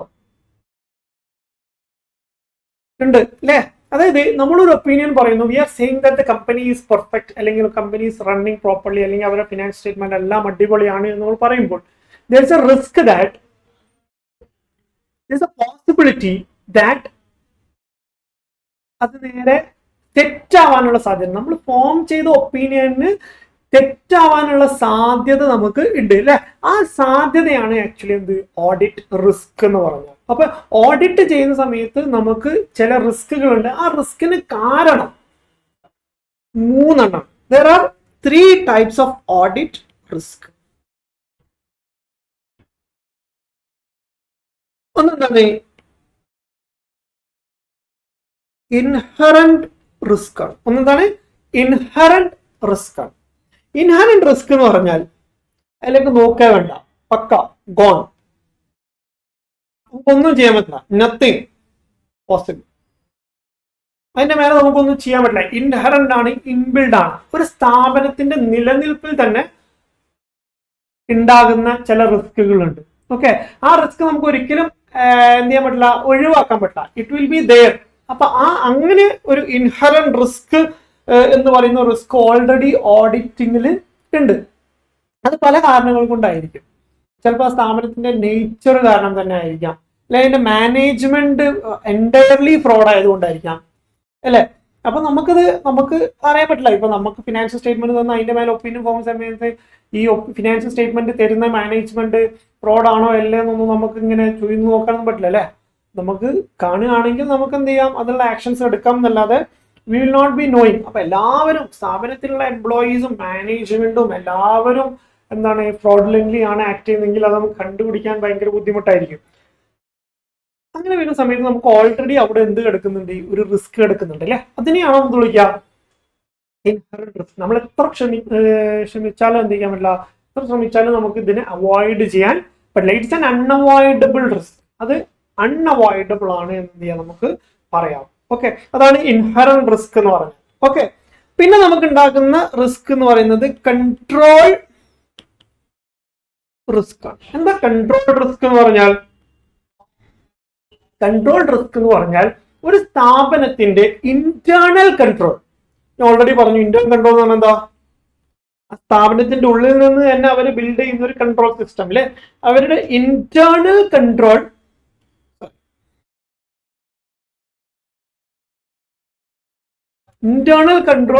വീക്ക് ആയതുകൊണ്ട്, ഇന്റേണൽ കൺട്രോൾ മോശമായതുകൊണ്ട്, അവർ പ്രോപ്പർലി അവരുടെ സ്ഥാപനത്തിലെ കൺട്രോൾ സിസ്റ്റം ഇംപ്ലിമെന്റ് ചെയ്യാത്തത് കാരണം ഉണ്ടാകുന്ന റിസ്കിനെയാണ് നമ്മൾ വിളിക്കുക കൺട്രോൾ റിസ്ക് എന്ന് നമ്മൾ എന്ത് ചെയ്യാം, വിളിക്കാം. ഓക്കെ, ഈ ഇന്റേണൽ കൺട്രോൾ സ്ട്രോങ് ആക്കാൻ വേണ്ടിയിട്ട് അവർ 2 കാര്യങ്ങൾ ഇന്റേണൽ കൺട്രോളിന്റെ കീഴിൽ അവരെന്ത് ചെയ്യും, ബിൽഡ് ചെയ്യും. ഒന്നിനെ നമ്മൾ വിളിക്കുന്ന പേരാണ് ഇന്റേണൽ ചെക്ക്. മറ്റൊന്നിനെ നമ്മൾ എന്ത് വിളിക്കും, ഇന്റേണൽ ഓഡിറ്റ്. അപ്പം ഇന്റേണൽ കൺട്രോളിനെ സ്ട്രോങ് ആക്കാൻ വേണ്ടി, അല്ലെങ്കിൽ ഇന്റേണൽ കൺട്രോളിന്റെ ഉള്ളിൽ അവർ അതിനെ ഡിവൈഡ് ചെയ്തുകൊണ്ട് 2 കാറ്റഗറി ആയിട്ട് എന്ത് ചെയ്യും, അവർ ഇന്റേണൽ കൺട്രോൾ ബിൽഡ് ചെയ്യും. അതിലൊന്ന് ഇന്റേണൽ ചെക്ക് ഇംപ്ലിമെന്റ് ചെയ്യാന്നുള്ളതാണ്, മറ്റൊന്ന് ഇന്റേണൽ ഓഡിറ്റ് ഇംപ്ലിമെന്റ് ചെയ്യാന്നുള്ളതാണ്. ഓക്കെ, ഇത് രണ്ടും എന്തിന്റെ ഭാഗമാണ്? ഇന്റേണൽ കൺട്രോളിന്റെ ഭാഗമാണ്. ഈ ഇന്റേണൽ കൺട്രോൾ ബിൽഡ് ചെയ്യുന്നതിലൂടെ അവർക്ക് കൺട്രോൾ റിസ്ക് എന്ത് ചെയ്യാൻ പറ്റും, റെഡ്യൂസ് ചെയ്യാൻ പറ്റും. ഇന്റേണൽ കൺട്രോൾ ഇല്ലെങ്കിലോ റിസ്ക് കൂടുതലായിരിക്കും. അപ്പൊ ഇന്റേണൽ കൺട്രോളിന്റെ വീക്ക്നെസ് കാരണം ഓഡിറ്റർ ഫേസ് ചെയ്യുന്ന റിസ്കിനെ, അല്ലെങ്കിൽ ഓഡിറ്റ് ചെയ്യുമ്പോൾ നമുക്ക് ഉണ്ടാവുന്ന റിസ്കിനെ നമ്മൾ വിളിക്കുക കൺട്രോൾ റിസ്ക് എന്ന് നമ്മൾ വിളിക്കാം. മൂന്നാമത് റിസ്ക് ഉണ്ട്, that is known as detection risk. Detection risk എന്ന് പറഞ്ഞാൽ ഓഡിറ്ററുടെ ഭാഗത്തു നിന്നുള്ള റിസ്ക്. ഇത് രണ്ടും ഓഡിറ്റർ ഭാഗത്തു നിന്നുള്ള റിസ്ക് ഒന്നുമല്ല. ഇത് ഓഡിറ്റ് ചെയ്താലും ഇല്ലെങ്കിലും ആ സ്ഥാപനത്തിന് എന്ത് റിസ്ക് ഉണ്ട്, ഇൻഹറന്റ് റിസ്ക്കും കൺട്രോൾ റിസ്ക്കും ഉണ്ട്. എന്നാൽ ഡിറ്റക്ഷൻ റിസ്ക് അങ്ങനെയല്ല. ഡിറ്റക്ഷൻ റിസ്ക് നമുക്ക് എപ്പോഴാണ് ഉണ്ടാവുക, നമ്മൾ ഓഡിറ്റ് ചെയ്യുന്നു.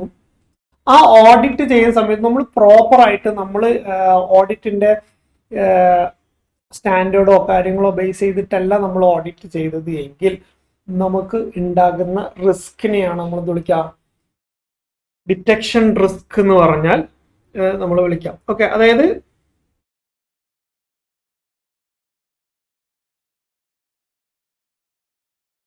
Issue is with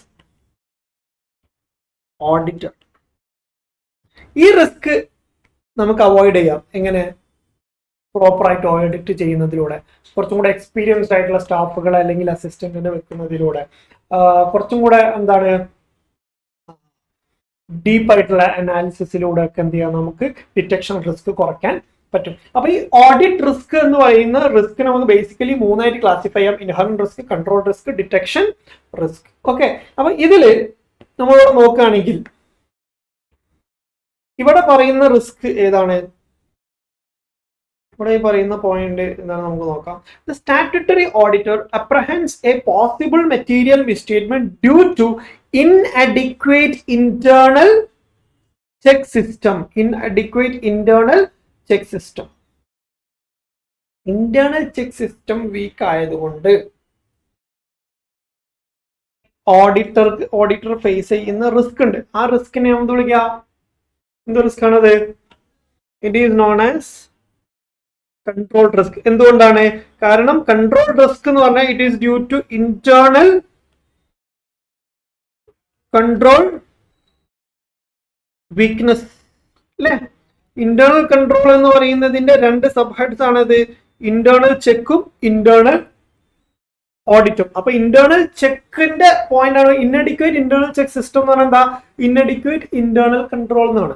okay, so the risk associate with this apprehension is known as control risk. Okay, അപ്പൊ ഇന്റേണൽ ചെക്കുന്നോ ഇന്റേണൽ ഓഡിറ്റിനോ ഇന്റേണൽ കൺട്രോൾ എന്നൊക്കെ കണ്ടു കഴിഞ്ഞാൽ വേറെ ഒന്നും നോക്കാനില്ല. It is control risk. Clear? Now,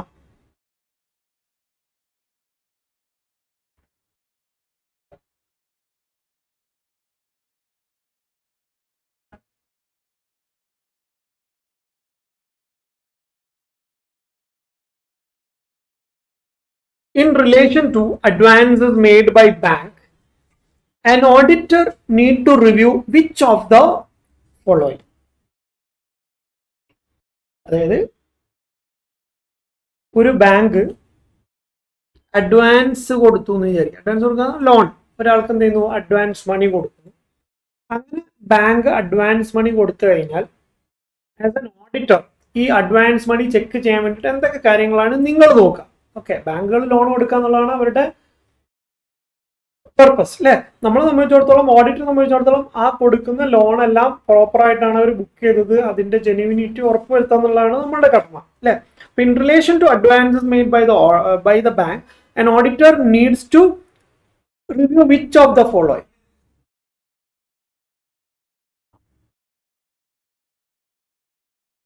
Scrutinize the subsidiary ledger and control account. നമ്മുടെ ബാങ്കുകളിൽ അവർക്ക് എന്തുണ്ടാവും? ഈ അഡ്വാൻസ് എന്ന് പറഞ്ഞിട്ട് ഒരു മെയിൻ ഹെഡ് ഉണ്ടാവും. അതിൽ സബ്സിഡറി ലെഡ്ജേഴ്സ് ആയിട്ട് ഓരോരോ പാർട്ടികളുടെ പേരുകൾ എന്ത് ചെയ്യും? വെക്കും. അല്ലെങ്കിൽ അവരെന്ത് ചെയ്യും? ഒരു കൺട്രോൾ അക്കൗണ്ട് ഉണ്ടാവും. ആ കൺട്രോൾ അക്കൗണ്ടിലൂടെ ആയിരിക്കും എല്ലാവരും എന്ത് ചെയ്യുക? അവര് ബുക്ക് ചെയ്ത് പോവാ. ഓക്കെ, അപ്പൊ ഈ കൺട്രോൾ അക്കൗണ്ടും സബ്സിഡറി ലെഡ്ജേഴ്സും നമ്മൾ സ്ക്രൂട്ടനൈസ് ചെയ്യണം. സ്ക്രൂട്ടനൈസ് ചെയ്യാൻ പറഞ്ഞാൽ വെരിഫൈ ചെയ്യാം, ഇൻഡെപ്ത് ആയിട്ട് എക്സാമിൻ ചെയ്യാം, സ്ക്രൂട്ടനൈസ് ചെയ്യാൻ പറയാം. പിന്നെ സ്ക്രൂട്ടനൈസ് ദ ഓവർഡ്യൂ അക്കൗണ്ട്. ഓവർഡ്യൂ അക്കൗണ്ട് ഉണ്ട്. അപ്പൊ നമ്മൾ കൊടുത്ത അഡ്വാൻസ് ഒന്നും, ബാങ്ക് കൊടുത്ത അഡ്വാൻസ് ഒന്നും അതായത് സമയത്ത് കിട്ടിക്കൊള്ളുന്നില്ല അല്ലെ. അപ്പൊ കിട്ടാത്തത് എന്ത് ചെയ്യും? ഒരു സെപ്പറേറ്റ് മാർക്ക് ചെയ്യും. ഈ ഡ്യൂ ഡേറ്റ് കഴിഞ്ഞിട്ടും കിട്ടാത്തുണ്ടെങ്കിൽ അത് ഓവർഡ്യൂ ആണ് അല്ലെ. ഓവർഡ്യൂ അക്കൗണ്ട് എന്ന് പറഞ്ഞിട്ട് ഒരു അക്കൗണ്ട് ക്രിയേറ്റ് ചെയ്ത് അതിലേക്ക് എന്ത് ചെയ്യും? അതിനെ പാസ് ചെയ്യും അവര്. ഓക്കെ, ഡ്യൂ ഡേറ്റ് കഴിഞ്ഞിട്ടും കിട്ടാത്ത, അപ്പൊ അത് നമ്മൾ എന്ത് ചെയ്യണം? ചെക്ക് ചെയ്യണം. ഓവർഡ്യൂ അക്കൗണ്ട്സ് സ്ക്രൂട്ടനൈസ് ചെയ്യണം. അതുപോലെ തന്നെ സ്കീം ഫോർ റിക്കവറി ഓഫ് ഈ ഓവർഡ്യൂ ആയിട്ടുള്ള ഫണ്ട് നമുക്ക് തിരിച്ചു കിട്ടണം അല്ലെ. അപ്പൊ നിങ്ങൾ ലോൺ എടുത്തിട്ടുണ്ടെങ്കിൽ കാണാം, ഒരു ദിവസമൊക്കെ ഡിലേ ആയി കഴിഞ്ഞാൽ ഇങ്ങനെ വിളിച്ചുകൊണ്ടേയിരിക്കും. 2, 3, 4 ദിവസം ഡിപ്പിച്ച് ഇങ്ങനെ വിളിച്ചുകൊണ്ടേയിരിക്കും അല്ലെ, അടയ്ക്കുന്നത് വരെ വിളിച്ചുകൊണ്ടിരിക്കും. അപ്പൊ അങ്ങനെയുള്ള റിക്കവറി ആക്ഷൻസ് അവർ എടുക്കുന്നുണ്ടാവണം അല്ലെ. ഇനി അതല്ല എന്തെങ്കിലും സെക്യൂരിറ്റീസോ കാര്യങ്ങളൊക്കെ ഉണ്ടെങ്കിൽ ആ സെക്യൂരിറ്റീസ് എന്ത് ചെയ്യണം? സെയിൽ ഓഫ് ചെയ്തിട്ട് അത് റിക്കവർ ചെയ്യാനുള്ള ഓപ്ഷൻസ് നമ്മൾ കാണേണ്ടി വരും. പിന്നെ ensure proper documentation of accounts. ensure proper documentation of proper documentation എല്ലാ ലോണുകൾക്കും ഉണ്ട് എന്ന് എന്ത് ചെയ്യുക, ഉറപ്പ് വരുത്തും. പിന്നെ ഓൾ ഓഫ് ദ അബവ്. അപ്പൊ എന്താണ് ഓൾ ഓഫ് ദ അബവ്? എല്ലാം നമ്മൾ ഈ അഡ്വാൻസ് കൊടുക്കുന്നതുമായി ബന്ധപ്പെട്ടുകൊണ്ട് വരുന്ന പോയിന്റ് ആണ്. So all of the above ആണ് ആൻസർ. ഇൻസ്റ്റിറ്റ്യൂട്ടിന്റെ ഇതുവരെ പ്രസന്റ് ചെയ്തതിൽ ഓൾ ഓഫ് ദ അബവ് എന്ന് പറഞ്ഞ ഓപ്ഷനുകൾ വന്നതിലെല്ലാം ഓൾ ഓഫ് ദ അബവ് തന്നെയാണ് ആൻസർ. എപ്പോഴും അങ്ങനെ ആവണമെന്നില്ല, പക്ഷെ പാസ്റ്റ് ഇയേഴ്സിലെല്ലാം നമുക്ക് അങ്ങനെ കാണാൻ പറ്റും. Now, which of the following is not a part of temporary audit file? Which of the following is not a part of temporary audit file? The temporary audit file എന്ന് പറഞ്ഞാൽ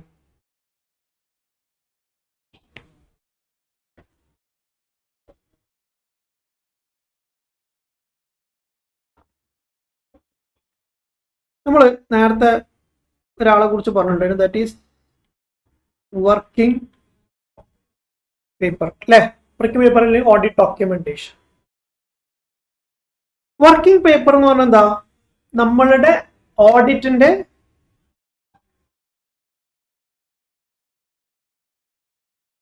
A to Z ആയിട്ടുള്ള കാര്യങ്ങൾ, ഒരു ക്ലയന്റിന്റെ audit അവരുടെ beginning to end ഉള്ള എല്ലാ കാര്യങ്ങളും എന്തിലുണ്ടാവും, ഈ വർക്കിംഗ് പേപ്പറിൽ ഉണ്ടാവും. ഓക്കെ, അപ്പൊ സപ്പോസ് നമ്മൾ ഒരു ക്ലയന്റ് ഫസ്റ്റ് ഇയർ നമ്മൾ ക്ലയന്റ് ആയിട്ട് വരുന്നു, കളക്ടിങ് സം ഡോക്യുമെന്റ്സ്. ഓക്കെ, നമ്മൾ കുറച്ച് ഡോക്യുമെന്റ്സ് എന്ത് ചെയ്യുന്നു, കളക്ട് ചെയ്യുന്നു. സെക്കൻഡ് ഇയർ നമ്മൾ തന്നെയാണ് ഓഡിറ്റ് ചെയ്യുന്നതെന്ന് വിചാരിക്കും. അപ്പൊ ഇതില് ചില ഡോക്യുമെന്റ് നമ്മൾ വീണ്ടും വീണ്ടും വാങ്ങേണ്ട ആവശ്യമൊന്നും ഉണ്ടാവില്ല. എന്തുകൊണ്ടാണ്? ഇപ്പൊ നമ്മൾ നോക്കാം, ഇപ്പൊ ഒരു പാർട്ട്ണർഷിപ്പ് ഫേം ആണെന്ന് വിചാരിക്കും. ഒരു ഫേം ആണെങ്കിൽ നമ്മൾ ഫസ്റ്റ് ഇയറിൽ നമ്മൾ അവരുടെ അടുത്ത് നിന്ന് എന്ത് വാങ്ങിയിട്ടുണ്ട്, ഡീഡ് വാങ്ങിയിട്ടുണ്ടാവും അല്ലെ. ഈ ഡീഡ് എല്ലാ വർഷവും മാറിക്കൊണ്ടിരിക്കും ഇല്ല, അതൊരു ഇൻകോർപ്പറേഷൻ ഡോക്യുമെന്റ് ആണ് അല്ലെ. അത് ഒരു അടുത്തൊരു ചേഞ്ച് റീകോൺസ്റ്റിറ്റ്യൂഷൻ നടക്കുന്നവരെ അതെന്തായിരിക്കും, അത് അവരുടെ പ്രൈമറി ഡോക്യുമെന്റ് ആയിരിക്കും. ഈ ഡോക്യുമെന്റ് നമ്മൾ സെക്കൻഡ് ഇയറും ഡീഡിന്റെ കോപ്പി നമ്മൾ ഇങ്ങനെ വാങ്ങേണ്ട ആവശ്യം ഇല്ല, unless there is a change അല്ലെ. അപ്പൊ ചില ഡോക്യുമെന്റ്സ് നമുക്ക് ഒന്നിൽ കൂടുതൽ ഓഡിറ്റുകൾക്ക് യൂസ് ചെയ്യാവുന്ന ഡോക്യുമെന്റ് ആയിരിക്കും. ഇപ്പൊ വർക്കിംഗ് പേപ്പർ നമ്മൾ കളക്ട് ചെയ്യുന്ന സമയത്ത്, നമ്മൾ A to Z നമ്മൾ കളക്ട് ചെയ്യുന്ന സമയത്ത് അതിൽ ചില working papers which is relevant for more than one audit, ഒന്നിൽ കൂടുതൽ ഓഡിറ്റുകൾക്ക് റിലവന്റ് ആയിരിക്കും. അതിൽപ്പെട്ട സാധനമാണ് ഈ ഡീഡ്, അതേപോലെ തന്നെ long term agreements, long term contracts അല്ലെ. ഇതൊക്കെ നമുക്ക് ഒന്നിൽ കൂടുതൽ വർഷത്തേക്ക് റിലവന്റ് ആയിട്ടുള്ള സാധനമായിരിക്കും. അപ്പോൾ ഇങ്ങനെയുള്ള ഈ വർക്കിംഗ് പേപ്പർ നമ്മൾ വിളിക്കുന്ന പേരാണെന്ത്, പെർമനന്റ് ഓഡിറ്റ്. മറ്റേത് നമ്മൾ വിളിക്കുന്ന പേരാണെന്ത്, കറന്റ് ഓഡിറ്റ്. ഓക്കെ, കറന്റ് അല്ലെങ്കിൽ നമുക്ക്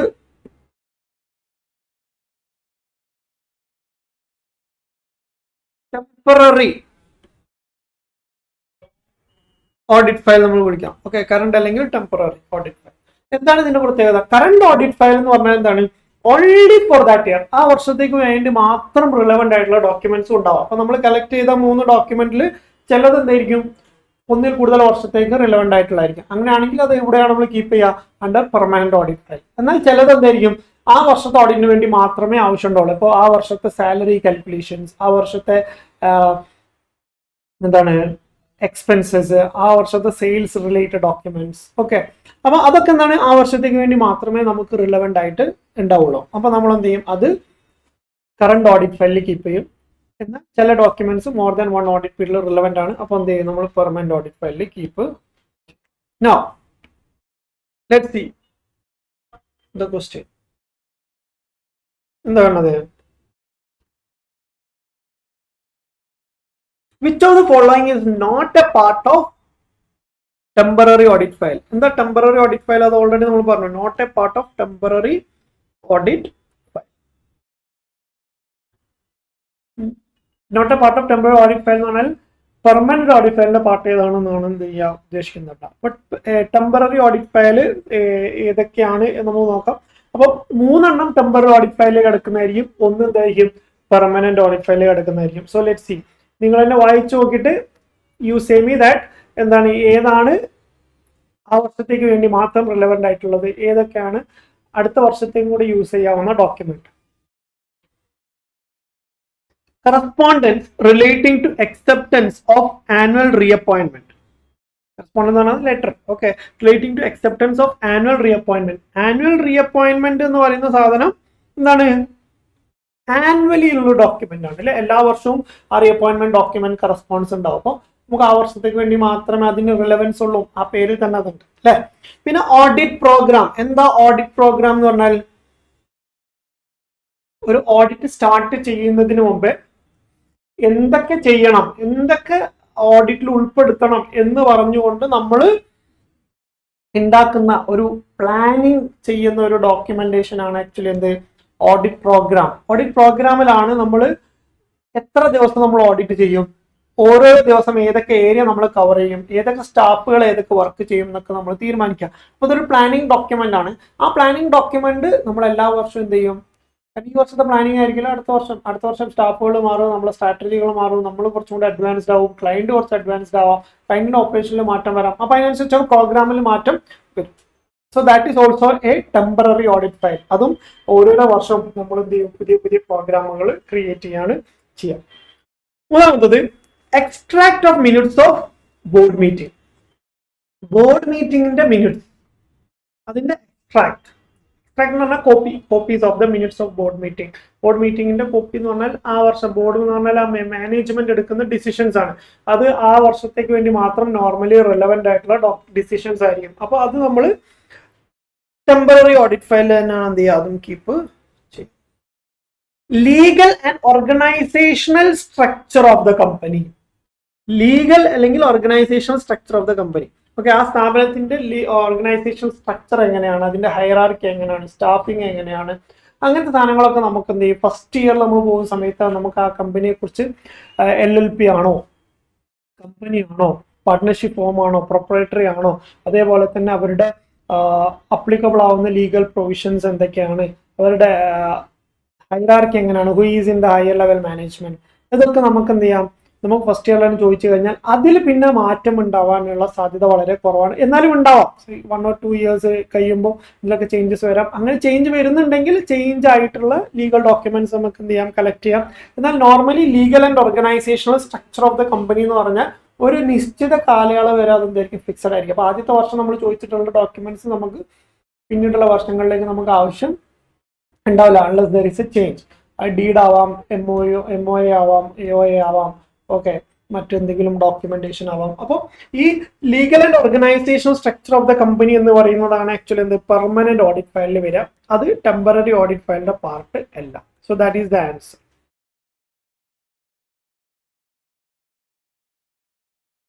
Now, which of the following is not a content of audit report?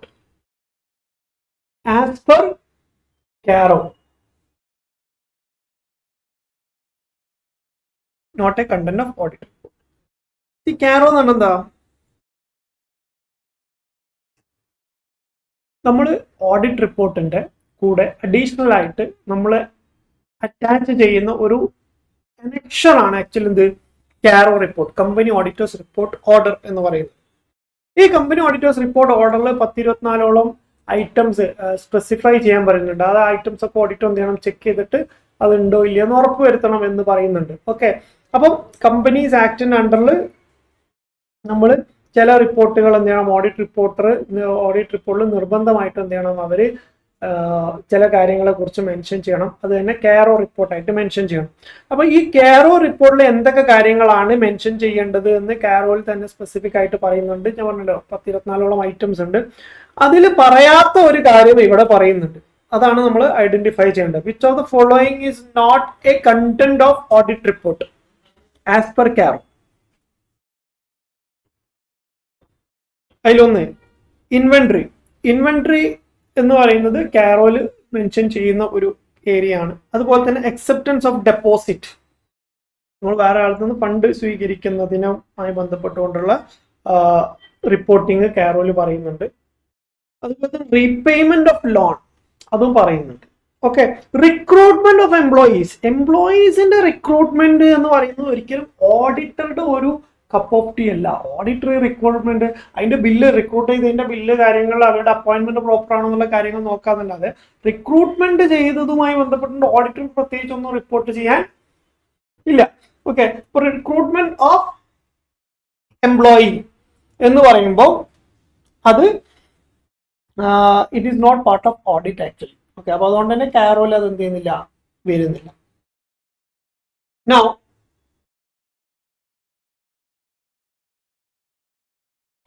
reappointment of company auditor is guided by section dash of the Companies Act 2013. See, this is little tricky. കാരണം ഇത് section base ചെയ്തിട്ടുള്ള question ചോദിച്ചിട്ടുള്ള subsection ആണ്. Okay, അപ്പൊ ഇത് ഞാൻ നിങ്ങളോട് പറയുന്നില്ല, ഇത് ഭയങ്കര ഈസി ആയിട്ട് നിങ്ങൾക്ക് പഠിക്കാൻ പറ്റുന്ന ഒരു ഏരിയ അല്ല. കാരണം സബ്സെക്ഷൻ എന്ന് പറയുന്നത് ഓർത്തെടുക്കാൻ പറ്റാത്തൊരു സാധനമാണ്. എന്നാലും സിൻസ് ദിസ് ഈസ് ആസ്ഡ്, എക്സാമിന് ഇത് ആസ്ക് ചെയ്തിട്ടുണ്ട് എന്നുള്ളതുകൊണ്ട് തന്നെ ഡിസംബർ 2024 കഴിഞ്ഞ അറ്റംപ്റ്റിൽ ചോദിച്ചിട്ടുള്ള ക്വസ്റ്റ്യൻ ആണെന്നുള്ളതുകൊണ്ട് തന്നെ ഇത് ഈ സാധനം അല്ലെങ്കിൽ ഇതുമായി ബന്ധപ്പെട്ടുള്ള സാധനങ്ങൾ എന്ത് ചെയ്യാം, ചോദിക്കാം. അപ്പൊ സബ്സെക്ഷൻ എന്ന് പറയുന്ന സാധനം എക്സാമിന് ചോദിച്ചു തുടങ്ങിയിട്ടുണ്ട് കഴിഞ്ഞ അറ്റംപ്റ്റ് മുതൽ. Okay, reappointment of company auditor is guided by section ഏതെന്ന് നമുക്കറിയാം. ഒരു കമ്പനി ഓഡിറ്ററുമായി ബന്ധപ്പെട്ടുള്ള സെക്ഷൻ ആക്ച്വലി 139 മുതൽ 147 വരെയാണുള്ളത്. അതിൽ 139 ആണ് actually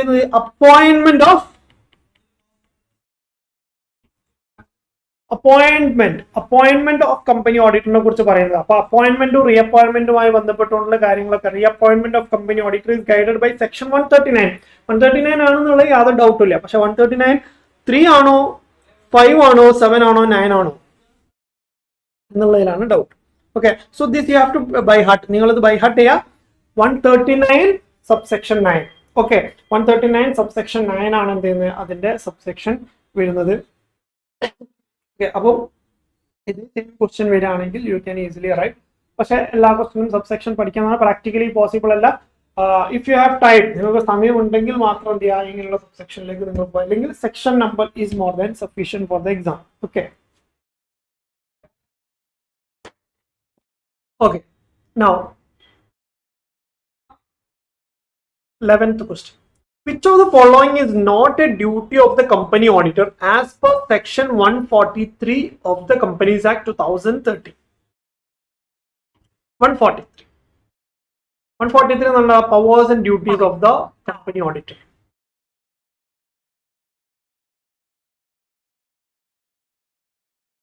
Powers and duties of the company auditor നെ കുറിച്ചാണ് പറയുന്ന സെക്ഷൻ ആണ് സെക്ഷൻ 143. അപ്പൊ അതില് പറയുന്നത് നോട്ട് എ ഡ്യൂട്ടി, ഓഡിറ്ററുടെ ഡ്യൂട്ടി അല്ലാത്ത കാര്യങ്ങൾ എന്തൊക്കെയാണ് താഴെ പറയുന്നത് എന്നാണ് ചോദിക്കുന്നത്. Okay, duty to make enquiry, അല്ലെ, എൻക്വയറി ചെയ്യണ്ടേ, വി ഹാവ് ടു എൻക്വയർ അല്ലെ, എൻക്വയർ അബൌട്ട് മെനി തിങ്സ്. അപ്പൊ നമ്മൾ ചോദിക്കണം, ചോദിച്ചിട്ടാണ് നമുക്ക് ഡാറ്റാസ് പലതും കിട്ടുക. ഓക്കെ, സോ അവിടെ നമുക്ക് ഡ്യൂട്ടി ഉണ്ട്, വി ഹാവ് എ ഡ്യൂട്ടി. പിന്നെ duty to prepare financial statement. Financial statement prepare ചെയ്യുന്നത് നമ്മൾ പണിയാണ്. ഫിനാൻഷ്യൽ സ്റ്റേറ്റ്മെന്റ് മേലെ ഒപ്പീനിയൻ കൊടുക്കലാണ് നമ്മളുടെ ഡ്യൂട്ടി. ഫിനാൻഷ്യൽ സ്റ്റേറ്റ്മെന്റ് ഒരിക്കലും നമ്മളുടെ ഡ്യൂട്ടിയുടെ ഭാഗം അല്ല. ഫിനാൻഷ്യൽ സ്റ്റേറ്റ്മെന്റ് പ്രിപ്പറേഷൻ മാനേജ്മെന്റ് ആണ് ചെയ്യുക. മാനേജ്മെന്റ് ചെയ്തതിനു ശേഷം അത് നമുക്ക് തരും, നമ്മളത് ശരിയോ തെറ്റോ എന്നുള്ള അഭിപ്രായം മാത്രം പറയാണ് ചെയ്യുക. അപ്പോൾ that should be the answer. നമുക്ക് നോക്കാം. ഇനി duty to give reason for negative reporting. Okay, എന്തെങ്കിലും നെഗറ്റീവ് ആയിട്ടുള്ള കാര്യങ്ങൾ ഉണ്ടെങ്കിൽ അതിനെക്കുറിച്ച് റിപ്പോർട്ടിംഗ് എന്ത് ചെയ്യണം, നമ്മൾ ചെയ്യണം. That is our duty. പിന്നെ duty to comply with the directions of CAG. അതാണ് CAG, controller and auditor general അല്ലെ. അപ്പൊ നിങ്ങളൊരു ഗവൺമെന്റ് കമ്പനിയുടെ ഓഡിറ്റർ ആണ് എങ്കിൽ CAGയുടെ ഡയറക്ഷൻസും കൂടെ എന്ത് ചെയ്യേണ്ടി വരും. ഗവൺമെന്റ് കമ്പനികളുടെ ഓഡിറ്റർ അപ്പോയിന്റ് ചെയ്യുന്ന അതോറിറ്റിയാണ് ആക്ച്വലി എന്ത്, CAG. അപ്പൊ നിങ്ങൾ ഗവൺമെന്റ് കമ്പനിയുടെ ഓഡിറ്റർ ആണ് എങ്കിൽ നിങ്ങൾ എന്ത് ചെയ്യണം, CAGയുടെ ഡയറക്ഷൻസും കൂടെ കംപ്ലൈ ചെയ്യണം. So that is a duty, അത് നിങ്ങളുടെ ഡ്യൂട്ടിയാണ്. അപ്പൊ രണ്ടാമത്തെ ഓപ്ഷൻ ആണ് correct answer. Not a duty, ഓഡിറ്ററുടെ കമ്പനി ഓഡിറ്റ് ഡ്യൂട്ടി അല്ലാത്തത് ഏതാണെന്നാണ് ചോദിക്കുന്നത്. That is preparation of the financial statement. Now which of the following is a method of obtaining audit evidence. Easy question ആണ്. നമ്മളെ ക്ലാസ്സിൽ നിന്നൊക്കെ ഒരുപാട് പ്രാവശ്യം നമ്മൾ റിപ്പീറ്റഡ് ആയിട്ട് വായിച്ചിട്ടുള്ള സാധനമാണ് അല്ലേ. Inspection, inquiry, observation, external confirmation, analytical procedure, അല്ലെ, റീകമ്പ്യൂട്ടേഷൻ, റീകാൽക്കുലേഷൻ, ഇതൊക്കെ അതിൽ വരും. ഓക്കെ, അപ്പം ഇൻസ്പെക്ഷനും ഒബ്സർവേഷനും അനലിറ്റിക്കലും അതുപോലെ തന്നെ ഓൾ ഓഫ് ദ അബവ്. ഞാൻ പറഞ്ഞ ഓൾ ഓഫ് ദ അബവ് ഉണ്ട് എങ്കിൽ പാസ്റ്റ് എക്സ്പീരിയൻസ് പ്രകാരം all of the above is the right option till the last attempt. Okay, പക്ഷെ അങ്ങനെ നമുക്ക് ഉറപ്പൊന്നും പറയാൻ പറ്റില്ല. ചിലപ്പം there can be changes. Okay, which of the following is not an audit risk? Already നേരത്തെ ഞാൻ ഓഡിറ്റ് റിസ്ക് എന്താണെന്ന് പറഞ്ഞു. 3 ടൈപ്പ് ഓഫ് റിസ്ക് ആണ് നമുക്കുള്ളത്. ഓഡിറ്റ് റിസ്ക് ആണ് നമുക്കുള്ളത്, inherent risk, control risk, detection risk. അതിലെല്ലാത്തത് ഏതാണെന്ന് നോക്കിയാൽ മതി. ഏതാണ്? അങ്ങനെ ഒരാൾ നമുക്കില്ല അല്ലേ. ഒമീഷൻ റിസ്ക് എന്ന് പറഞ്ഞ റിസ്ക് ഇല്ല. ഇൻഹറന്റ് റിസ്ക്കും കൺട്രോൾ റിസ്ക്കും ഡിറ്റക്ഷൻ റിസ്ക്കുമാണ് നമുക്കുള്ളത്.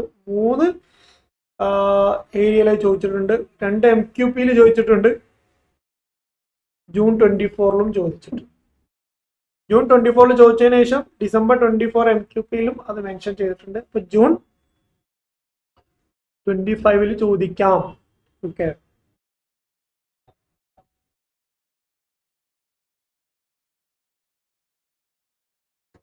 an auditor shall submit disclaimer of opinion. എന്താ ഡിസ്ക്ലെയിമർ ഓഫ് ഒപ്പീനിയൻ എന്ന് പറഞ്ഞാൽ? ഡിസ്ക്ലെയിമർ ഓഫ് ഒപ്പീനിയൻ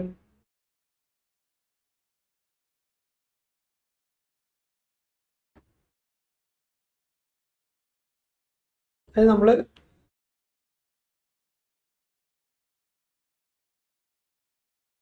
ഓഡിറ്റ് റിപ്പോർട്ടിനെ കുറിച്ച് നമ്മൾ അറിയണം അല്ലേ. ഓഡിറ്റ് റിപ്പോർട്ടിൽ നമുക്ക്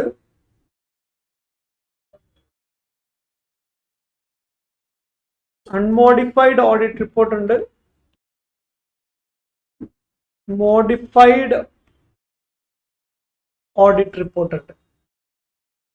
ഓക്കെ, അൺമോഡിഫൈഡ് ഓഡിറ്റ് റിപ്പോർട്ട് എന്ന് പറഞ്ഞാൽ it is A clear report അല്ലെങ്കിൽ ക്ലീൻ റിപ്പോർട്ട് നമുക്ക് പറയാം.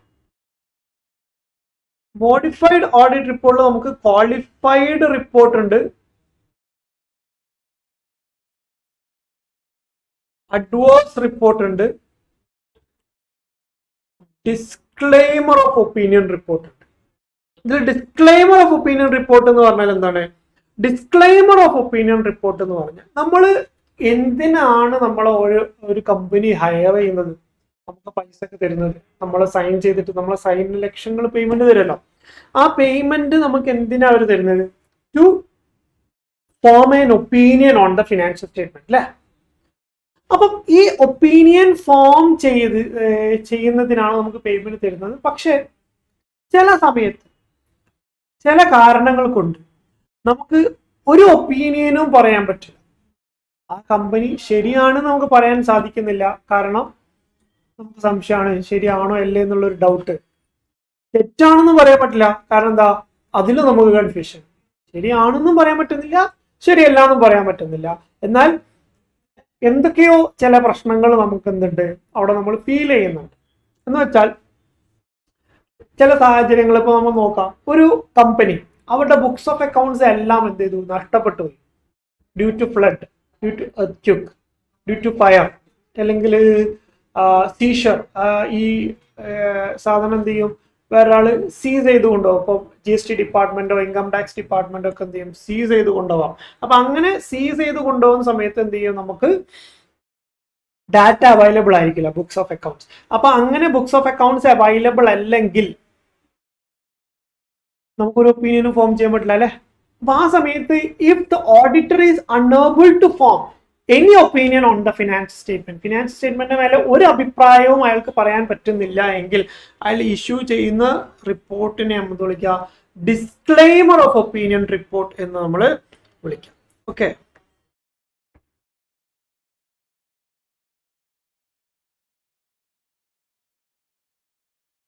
an auditor shall submit a disclaimer of opinion report. എപ്പോഴാണ്? when the financial statement exhibit true and fair view, അല്ല, ട്രൂ ആൻഡ് ഫെയർ ആണോ നമുക്ക് അറിയില്ല അല്ലെ. when the financial statements are partially correct, when the financial statements are incomplete, partially correct ആണെങ്കിൽ ആ partially correct ആണെന്നുള്ള കാര്യം പറഞ്ഞിട്ടുണ്ടെങ്കിൽ നമുക്ക് ക്വാളിഫൈഡോ അല്ലെങ്കിൽ അഡ്വാൻസ് റിപ്പോർട്ടോ നമുക്ക് കൊടുക്കാം. ഇവിടെ അതുപോലെ തന്നെ ഫിനാൻഷ്യൽ സ്റ്റേറ്റ്മെന്റ്സ് ആർ ഇൻകംപ്ലീറ്റ് ആണെങ്കിൽ നമുക്ക് എന്ത് ചെയ്യാം, ഇൻകംപ്ലീറ്റ് ആണെന്നുള്ള കാര്യം അഭിപ്രായം നമുക്ക് എന്ത് ചെയ്യാം, പറയാം. എന്നാൽ ഫിനാൻഷ്യൽ സ്റ്റേറ്റ്മെന്റ് തന്നെ അവൈലബിൾ അല്ലെങ്കിലോ, നമ്മൾ ഒപ്പീനിയൻ എന്തിന്റെ മേലെയാണ് ഫോം ചെയ്യുന്നത്, ഫിനാൻഷ്യൽ സ്റ്റേറ്റ്മെന്റിന്റെ മേലെ, അത് തന്നെ അവൈലബിൾ അല്ല. എന്നിട്ട് ഫിനാൻഷ്യൽ സ്റ്റേറ്റ്മെന്റ് തരാതെ നമ്മളോട് ഒരു ഒപ്പീനിയൻ പറയാൻ പറഞ്ഞാൽ നമുക്ക് പറയാൻ പറ്റുമോ, ഇല്ല. അപ്പൊ ഒപ്പീനിയൻ ഫോം ചെയ്യാൻ പറ്റാത്ത സാഹചര്യം എന്ന് പറയുന്നത് എപ്പോഴാണ്, the financial statements are unavailable, financial statement available അല്ല, സീസ് ചെയ്തു പോയി, അത് എർത്ത്ക്വേക്ക് കാരണം അല്ലെങ്കിൽ ഫ്ലഡ് കാരണം നഷ്ടപ്പെട്ടു പോയി, അങ്ങനെയാണെങ്കിൽ will be issuing disclaimer of opinion. ഒരു ഒപ്പീനിയനും ഫോം ചെയ്യാൻ പറ്റാത്ത സമയത്ത് ഓഡിറ്റർ ചെയ്യുന്ന ഓഡിറ്റ് റിപ്പോർട്ടാണ് എന്ത്, disclaimer of opinion report. June 24 ചോദിച്ചാണ്. ഓക്കെ,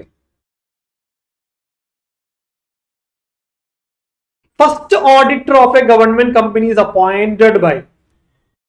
ആരാണ് ഫസ്റ്റ് ഓഡിറ്റർ? ഫസ്റ്റ് ഓഡിറ്റർ എന്ന് പറഞ്ഞാൽ ഒരു കമ്പനിയിൽ, ഒരു പ്രൈവറ്റോ പബ്ലിക്കോ വാട്ടവർ, ഒരു കമ്പനിയിൽ ആ കമ്പനിയുടെ ആദ്യത്തെ ഓഡിറ്റർ ആയിട്ട് വരുന്ന ആളെയാണ് നമ്മൾ എന്ത് വിളിക്കുക, ഫസ്റ്റ് ഓഡിറ്റർ എന്ന് നമ്മൾ വിളിക്കാം.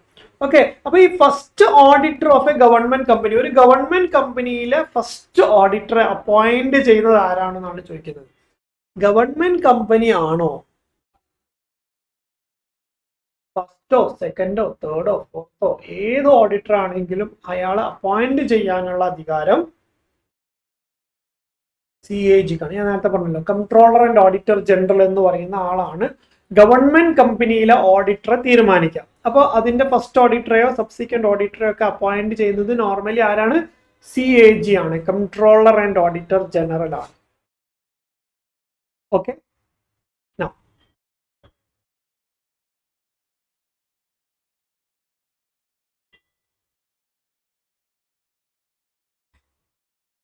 an audit committee shall have minimum of dash number of directors.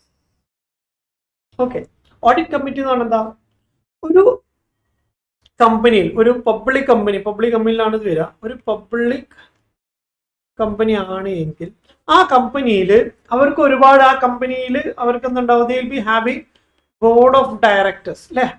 പക്ഷെ ഈ ബോർഡ് ഓഫ് ഡയറക്ടേഴ്സ് തന്നെ അവർ ഒരുപാട് നമ്പർ ഓഫ് ബോർഡ് ഓഫ് ഡയറക്ടേഴ്സിൽ ഒരുപാട് ഡയറക്ടേഴ്സ് ഉണ്ട് എങ്കിൽ എല്ലാവരും എല്ലാ ഏരിയയിലും എന്ത് ചെയ്യില്ല, ഫോക്കസ് ചെയ്യില്ല. അതിന്റെ ഉള്ളിൽ അവർ എന്ത് ചെയ്യും, സബ് ഗ്രൂപ്പ്സ് ക്രിയേറ്റ് ചെയ്യും. ആ സബ് ഗ്രൂപ്പ്സിനെ ആണ് നമ്മൾ എന്ത് വിളിക്കുക, കമ്മിറ്റീസ് എന്ന് നമ്മൾ വിളിക്കുക. ബോർഡ് ഓഫ് ഡയറക്ടേഴ്സിന്റെ കീഴിൽ ഒരുപാട് കമ്മിറ്റികൾ ഉണ്ടാവും. ഈ ബോർഡ് ഓഫ് ഡയറക്ടേഴ്സിൽ പെട്ട ആളുകളിൽ കുറെ ആളുകൾ എന്ത് ചെയ്യും, ഓരോരോ കമ്മിറ്റികളിലേക്ക് എന്ത് ചെയ്യും, അവരുടെ ഡ്യൂട്ടീസ് അസൈൻ ചെയ്യാണ് എന്ത് ചെയ്യുക. അപ്പൊ അങ്ങനെയുള്ള ഒരു കമ്മിറ്റിയാണ് ആക്ച്വലി എന്ത്, ഓഡിറ്റ് കമ്മിറ്റി. ഓഡിറ്റ് കമ്മിറ്റിയുടെ പ്രത്യേകത എന്താ വെച്ചാൽ, ഓഡിറ്റുമായി ബന്ധപ്പെട്ടുകൊണ്ടുള്ള ഓഡിറ്റഡ് അപ്പോയിന്റ്മെന്റ്, റീഅപ്പോയിന്റ്മെന്റ്, അതുപോലെ തന്നെ അയാൾ റെമ്യൂണറേഷൻ, ഓഡിറ്റ് റിപ്പോർട്ടിങ്ങിന്റെ ഡിസ്കഷൻസ്, കാര്യങ്ങൾ ഇതെല്ലാം ചെയ്യാൻ വേണ്ടിയിട്ട് ബോർഡ് ഓഫ് ഡയറക്ടേഴ്സിൽ തന്നെ പെട്ടിട്ടുള്ള കുറച്ച് ആളുകൾ ഫോം ചെയ്യുന്ന ഒരു സാധനമാണ് എന്ത്, ഓഡിറ്റ് കമ്മിറ്റി. അപ്പൊ ഈ ഓഡിറ്റ് കമ്മിറ്റിയിൽ മിനിമം എത്ര ഡയറക്ടേഴ്സ് വേണം, minimum 3 directors. there should be minimum 3 number of directors in a audit committee. Okay, which of the following is not a part of urban self-governance system in India? Urban self-governance. And the urban self-governance എന്ന് പറഞ്ഞാൽ, see, self-governance എന്ന് പറഞ്ഞാൽ എന്താണ്, നമ്മളെ ഭരിക്കാൻ വേണ്ടിയിട്ട് നമ്മൾ തന്നെ പോയിന്റ് ചെയ്യുന്ന ആളുകളായതുകൊണ്ടാണ് നമ്മൾ അതിനെ സെൽഫ് ഗവർണൻസ് വിളിക്കുക. നമുക്ക് ലോക്കൽ സെൽഫ് ഗവൺമെന്റ് ഡിപ്പാർട്ട്മെന്റ് എന്ന് എന്ത് ചെയ്യാം നമുക്ക് വിളിക്കാം, LSGD എന്ന് നമുക്ക് വിളിക്കാം. നിങ്ങൾ ചില വണ്ടിയുടെ ബാക്കിലൊക്കെ നിങ്ങൾ കണ്ടോ LSGD ഡിപ്പാർട്ട്മെന്റ്. LSGD എന്ന് പറഞ്ഞാൽ വേറെ ഒന്നല്ല, നമ്മളെ പഞ്ചായത്ത്, മുനിസിപ്പാലിറ്റി, കോർപ്പറേഷൻ പോലെ ഉള്ള ഈ സ്ഥാപനത്തിന് നമ്മൾ വിളിക്കുന്ന പേരാണെന്ത്, LSGD എന്ന് പറയുന്നത്. ഓക്കെ, അപ്പൊ LSGD നമുക്ക് രണ്ട് സ്ഥലങ്ങളിൽ നമുക്ക് കാണാൻ പറ്റും. ഒന്ന് റൂറൽ ഏരിയയിൽ നമുക്കുണ്ടാവും, അതുപോലെ തന്നെ അർബൺ ഏരിയയിൽ ഉണ്ടാവും. റൂറൽ ഏരിയയിൽ ആകുമ്പോഴാണ് നമ്മൾ അതിനെ പഞ്ചായത്ത് എന്നൊക്കെ നമ്മൾ എന്ത് ചെയ്യാ വിളിക്കുക. ഓക്കെ, പഞ്ചായത്ത്. അർബൺ ഏരിയയിലാവുമ്പോൾ നമ്മൾ എന്ത് ചെയ്യും, അതിനെ എന്താണ് മുനിസിപ്പാലിറ്റി, കോർപ്പറേഷൻ അങ്ങനെയുള്ള ഇതിൽ എന്ത് ചെയ്യും, നമ്മൾ അതിനെ ക്ലാസിഫൈ ചെയ്യും. ഓക്കെ, അപ്പം ഇവിടെ which of the following is not a part of urban self governance. അപ്പൊ റൂറൽ സെൽഫ് ഗവർണൻസ് ഉണ്ട്, അർബൻ സെൽഫ് ഗവർണൻസ് ഉണ്ട്. അതില് അർബൻ സെൽഫ് ഗവർണൻസിൽ വരുന്ന ആളുകളെ കുറിച്ചാണ് എന്ത് ചെയ്യുന്നത് ഇവിടെ പറയുന്നത്. അതില് നമുക്ക് നോർമലി ഇതിന്റെ ഒരു ഹൈറാർക്കി എന്ന് പറഞ്ഞാൽ ടൗൺ പഞ്ചായത്തുകൾ ഉണ്ടാവും. Okay, town panchayat. അതേപോലെ തന്നെ അതായത് ടൗൺ ആയിരിക്കും, ടൗണിന്റെ ഉള്ളിൽ തന്നെ വരുന്ന ചില ഒരു സ്മോൾ ഏരിയ നമുക്ക് വിളിക്കാം ടൗൺ പഞ്ചായത്ത് നമുക്ക് വിളിക്കാം. അതല്ല കുറച്ചും കൂടെ നമ്പർ ഓഫ് ആളുകൾ കൂടുതലുള്ള ഒരു സിറ്റി ആണെങ്കിൽ അതിന് നമ്മൾ മുനിസിപ്പാലിറ്റി ആയിട്ടാണ് എന്ത് ചെയ്യുക ക്ലാസിഫൈ ചെയ്യുക. അതിനും മുകളിലാണ് എന്ത് ചെയ്യുക നമുക്ക് മുനിസിപ്പൽ കോർപ്പറേഷൻ ഉണ്ടാവും. കോർപ്പറേഷൻ, ഇത് മൂന്നാണ് എന്ത് ചെയ്യുക അർബൻ സെൽഫ് ഗവർണൻസിന്റെ അണ്ടറിൽ വരുന്ന കാര്യങ്ങൾ. മുനിസിപ്പൽ സൊസൈറ്റി എന്ന് പറഞ്ഞൊരു സാധനം എന്തില്ല നമുക്ക് സെൽഫ് ഗവർണൻസിന്റെ അണ്ടറിൽ വരുന്നില്ല. അത് അർബണിലായാലും റൂറലായാലും അങ്ങനെ മുനിസിപ്പൽ സൊസൈറ്റി വരുന്നില്ല. ഇത് മൂന്നാണ് എന്ത് ചെയ്യുക വരിക, municipality, town panchayat, municipality, municipal corporation ആണ് അതിന്റെ 3 layers. Auditor in A corporative society. Corporative society എന്താണ് ഒരു കോർപ്പറേറ്റീവ് സൊസൈറ്റി? അതായത് ഒരു ബിസിനസ് ആക്ടിവിറ്റി ചെയ്യാൻ വേണ്ടിയിട്ട് കുറേ ആളുകൾ, 1-2 ആളുകളൊന്നല്ല, അങ്ങനെയൊക്കെയാണ് പാർട്ണർഷിപ്പ്, കുറേ ആളുകൾ 10, 100, 500, 1000 ആളുകൾ ചേർന്നുകൊണ്ട് നടത്തുന്ന ഒരു സൊസൈറ്റി ആയിട്ട് ഫോം ചെയ്തിട്ടുള്ള ഒരു ടൈപ്പ് ഓഫ് ഓർഗനൈസേഷൻ ആണ് ദി കോപ്പറേറ്റീവ് സൊസൈറ്റി എന്ന് പറഞ്ഞാൽ. അപ്പോൾ auditor in a cooperative society is appointed by, cooperative സൊസൈറ്റിയുടെ ഓഡിറ്റർ അപ്പോയിന്റ് ചെയ്യുന്നത് രജിസ്ട്രാർ ഓഫ് കോപ്പറേറ്റീവ് സൊസൈറ്റി ആണ്. ഓക്കെ, വേറെ ആരുമല്ല, RBI എന്നല്ല. RBI എന്ന് പറഞ്ഞാൽ മോണിറ്ററി അതോറിറ്റി ആണ്. അവർക്ക് കോപ്പറേറ്റീവ് സൊസൈറ്റി ആയിട്ട് പ്രത്യേകിച്ച് കണക്ഷൻ ഒന്നുമില്ല. ഓക്കെ, കോപ്പറേറ്റീവ് ബാങ്കുകളെ അവർക്ക് കൺട്രോൾ ചെയ്യാൻ പറ്റുന്നല്ലാതെ ബാക്കിയുള്ള കോപ്പറേറ്റീവ് സൊസൈറ്റികളൊന്നും കൺട്രോൾ ചെയ്യാം. ഓക്കെ, അപ്പൊ രജിസ്ട്രാർ ഓഫ് കോപ്പറേറ്റീവ് സൊസൈറ്റി ആണ് എന്ത് ചെയ്യുക അതിന്റെ ഓഡിറ്റർ അപ്പോയിന്റ് ചെയ്യാം. നബാർഡും ഒക്കെ ബാങ്കിങ് ആണ്. ഓക്കെ, സോ അതൊന്നല്ല registrar of cooperative society. Which of the following is not an example of internal audit evidence. എന്താണ് internal audit evidence?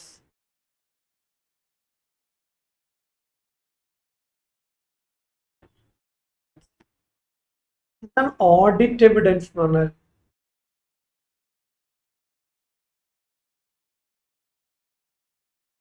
നമ്മൾ ഓഡിറ്റ് ചെയ്യുന്ന എന്തിനു വേണ്ടിയിട്ടാണ്? To form opinion on the financial statement അല്ലെ. ഫിനാൻഷ്യൽ സ്റ്റേറ്റ്മെന്റിന്റെ മേലെ ഒപ്പീനിയൻ ഫോം ചെയ്യാൻ വേണ്ടിയിട്ടാണ്. ഒപ്പീനിയൻ ഫോം ചെയ്യുന്ന സമയത്ത് ആ ഒപ്പീനിയനെ വാലിഡേറ്റ് ചെയ്യാൻ വേണ്ടിയിട്ട് നമ്മൾ പല എവിഡൻസസ് നമ്മൾ കളക്ട് ചെയ്യും അല്ലെ. ആ എവിഡൻസിന്റെ അടിസ്ഥാനത്തിലാണ് ഈ ഫിനാൻഷ്യൽ സ്റ്റേറ്റ്മെന്റ് കറക്റ്റ് ആണോ അല്ലേ എന്നുള്ള കാര്യം എന്ത് ചെയ്യാം നമ്മൾ നോക്കാം.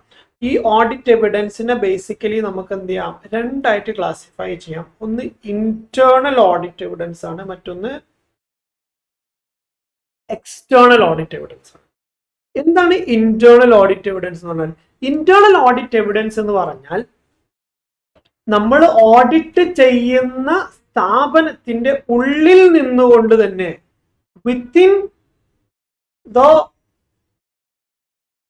ഓർഗനൈസേഷൻ, ആ സ്ഥാപനത്തിന്റെ ഉള്ളിൽ നിന്നുകൊണ്ട് തന്നെ ജനറേറ്റ് ചെയ്തിട്ടുള്ള, എന്താണ് ജനറേറ്റ് ചെയ്തിട്ടുള്ള ഡോക്യുമെന്റ് നമുക്ക് വിളിക്കാം ഇന്റേണൽ ഓഡിറ്റ് എവിഡൻസ് എന്ന് നമ്മൾ വിളിക്കാം. എന്നാൽ നമ്മൾ ആ സ്ഥാപനം ഓഡിറ്റ് ചെയ്യുന്ന സമയത്ത് നമുക്ക് ആ സ്ഥാപനത്തിന്റെ പുറത്ത് നിന്ന് ജനറേറ്റ് ചെയ്തിട്ടുള്ള, ഔട്ട്സൈഡിൽ നിന്ന് ജനറേറ്റ് ചെയ്തിട്ടുള്ള എവിഡൻസസ് നമുക്ക് കിട്ടും.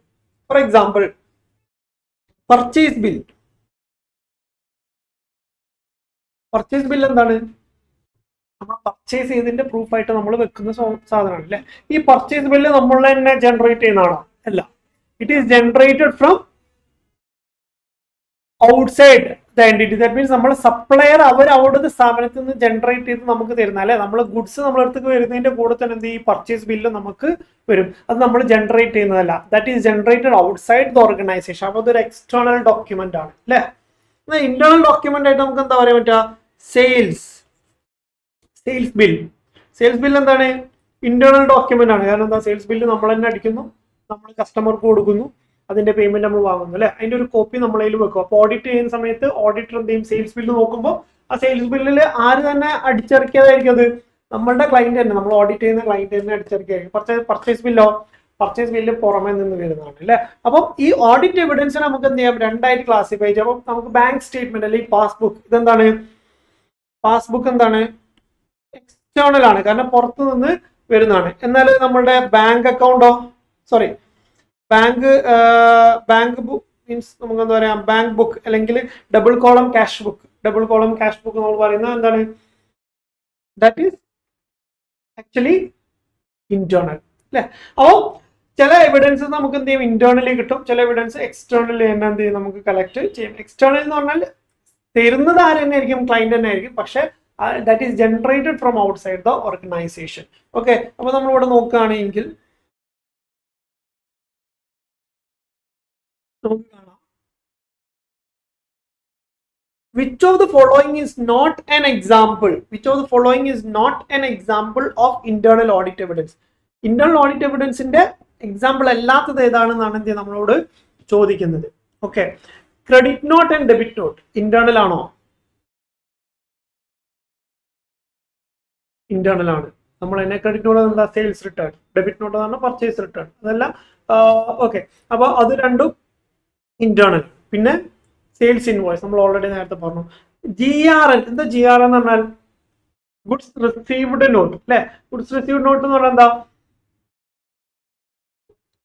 നമ്മൾ സാധനം ഓർഡർ ചെയ്യുന്നു, അത് നമ്മുടെ സ്ഥാപനത്തിൽ എത്തുന്ന സമയത്ത് ആ എത്തി എന്ന് കാണിക്കാൻ വേണ്ടിയിട്ട് നമ്മൾ ആ സാധനം ഇവിടെ റിസീവ് ചെയ്തു എന്ന് ഉള്ള ഒരു പ്രൂഫിന് വേണ്ടി നമ്മൾ ജനറേറ്റ് ചെയ്യുന്ന ഡോക്യുമെന്റ് ആണ് ആക്ച്വലി എന്ത്? GRN, goods received note. അപ്പൊ പർച്ചേസ് ബില്ല് ഇപ്പൊ നമ്മൾ ലോറിയിലൊക്കെ സാധനം അല്ലെങ്കിൽ വേറെ സ്ഥലത്തു നിന്നൊക്കെ വരികയാണെങ്കിൽ നമ്മളെ സ്ഥാപനത്തിന്റെ കോമ്പൗണ്ടിലേക്ക് എൻ്റർ ചെയ്യുന്ന സമയത്ത് ആ കോമ്പൗണ്ടിൽ ഇവർ എന്ത് ചെയ്യും? കൗണ്ട് ചെയ്യും. ആ കൗണ്ട് ലോറിയിൽ നിന്ന് അൺലോഡ് ചെയ്യുന്ന സമയത്ത് തന്നെ എന്ത് എത്ര ഐറ്റംസ് വന്നിട്ടുണ്ട് കാര്യങ്ങളൊക്കെ നോക്കിയിട്ട് പർച്ചേസ് ബില്ലായിട്ട് ചെക്ക് ചെയ്യും. പർച്ചേസ് ബില്ലായിട്ട് ചെക്ക് ചെയ്തിട്ട് എന്ത് ചെയ്യും? ആ പർച്ചേസ് ബില്ലിലുള്ള ചിലപ്പോൾ വേരിയേഷൻസ് ഉണ്ട്. അപ്പൊ ഗുഡ്സ് റിസീവ്ഡ് നോട്ടിൽ എത്രയാണോ നമുക്ക് കിട്ടിയെന്ന് എന്ത് ചെയ്യും? കറക്റ്റ് മാർക്ക് ചെയ്യും. അപ്പൊ അതിന് വേണ്ടിയിട്ട് നമ്മൾ ഇന്റേണലി നമ്മൾ ജനറേറ്റ് ചെയ്യുന്ന ഡോക്യുമെന്റ് ആണ് എന്ത്? Goods received not. ഓക്കെ, അപ്പൊ അത് ഇന്റേണൽ ഓഡിറ്റ് എവിഡൻസസ് ആണ്. നമുക്ക് എത്ര കിട്ടി, ഫിസിക്കലി എത്ര നമ്മളുടെ അടുത്ത് ഗുഡ്സ് അവൈലബിൾ ആയിട്ടുണ്ട്, റിസീവ് ചെയ്തിട്ടുണ്ട് എന്ന് കാണിക്കുന്ന ഡോക്യുമെന്റ് ആണ് ഗുഡ്സ് റിസീവ്ഡ് നോട്ട്. പിന്നെ കൊട്ടേഷൻ എന്ന് പറഞ്ഞാൽ എന്താ?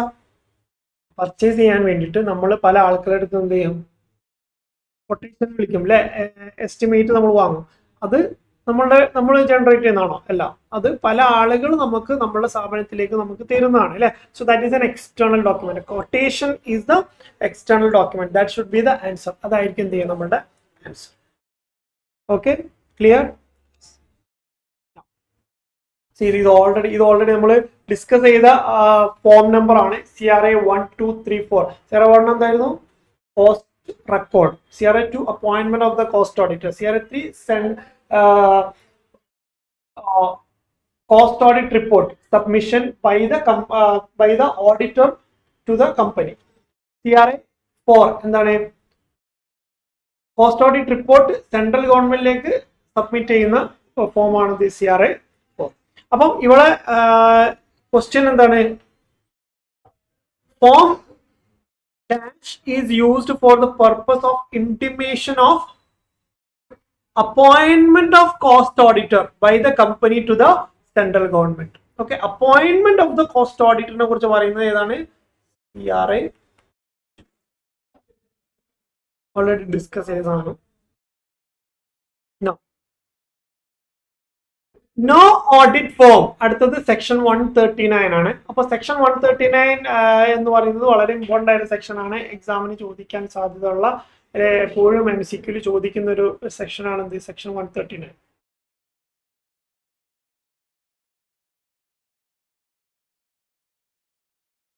No audit firm shall be appointed or reappointed as auditor of more than dash term of dash consecutive years. എന്താണ്? അതായത് നിങ്ങൾ ഒരു കമ്പനിയിൽ നിങ്ങളെ ഒരു ഓഡിറ്ററായിട്ട് അപ്പോയിന്റ് ചെയ്യുകയാണെങ്കിൽ, അതിൽ ചില കമ്പനി ലിസ്റ്റഡ് കമ്പനികളോ സെർട്ടൻ ക്ലാസ് ഓഫ് കമ്പനികളോ ആണെങ്കിൽ ആ കമ്പനികളിൽ ഓഡിറ്റർ നമുക്ക് ലൈഫ് ടൈം ആയിട്ട് നമുക്ക് എന്ത് ഒരു ഓഡിറ്റർ അപ്പോയിന്റ് ചെയ്യാൻ പറ്റില്ല. ഒരു കാലയളവിൽ എന്ത് ചെയ്യണം, അവരെ നമ്മൾ റീഅപ്പോയിന്റ്, അവരെ മാറ്റി വേറെ ആളുകൾ എന്ത് ചെയ്യണം, നമ്മൾ അപ്പോയിന്റ് ചെയ്യണം. അതിന്റെ ഒരു ടൈം ലിമിറ്റ് ആണ് ഇവിടെ പറയുന്നത്. അപ്പോൾ നിങ്ങൾ after qualifying as a chartered accountant, see appointment of company auditor ആണ്, കമ്പനി ഓഡിറ്റർ സി എക്കാർക്ക് മാത്രമേ ആവാൻ പറ്റുള്ളൂ. സി എ ആണെങ്കിൽ and you are practising individually, നിങ്ങൾ സ്വന്തമായിട്ട് നിങ്ങൾ വേറെ പാർട്ട്നേഴ്സ് ഒന്നും ഇല്ലാതെയാണ് നിങ്ങൾ പ്രാക്ടീസ് ചെയ്യുന്നതെങ്കിൽ, ഇനി അതെല്ലാം നിങ്ങൾക്ക് ഫേം ആയിട്ട് നിങ്ങൾക്ക് എന്ത് ചെയ്യാം, പാർട്ട്ണർഷിപ്പിൽ എന്ത് ചെയ്യാം, നിങ്ങൾക്ക് പ്രാക്ടീസ് ചെയ്യാം. ഓക്കെ, അപ്പോൾ ഒരു ഇൻഡിവിജ്വൽ ചാർട്ടേഡ് അക്കൗണ്ടന്റ് ആണ് എങ്കിൽ, ലിസ്റ്റഡ് കമ്പനിയോ സെർട്ടൻ ക്ലാസ് ഓഫ് കമ്പനികളാണ് എങ്കിൽ, അയാൾക്ക്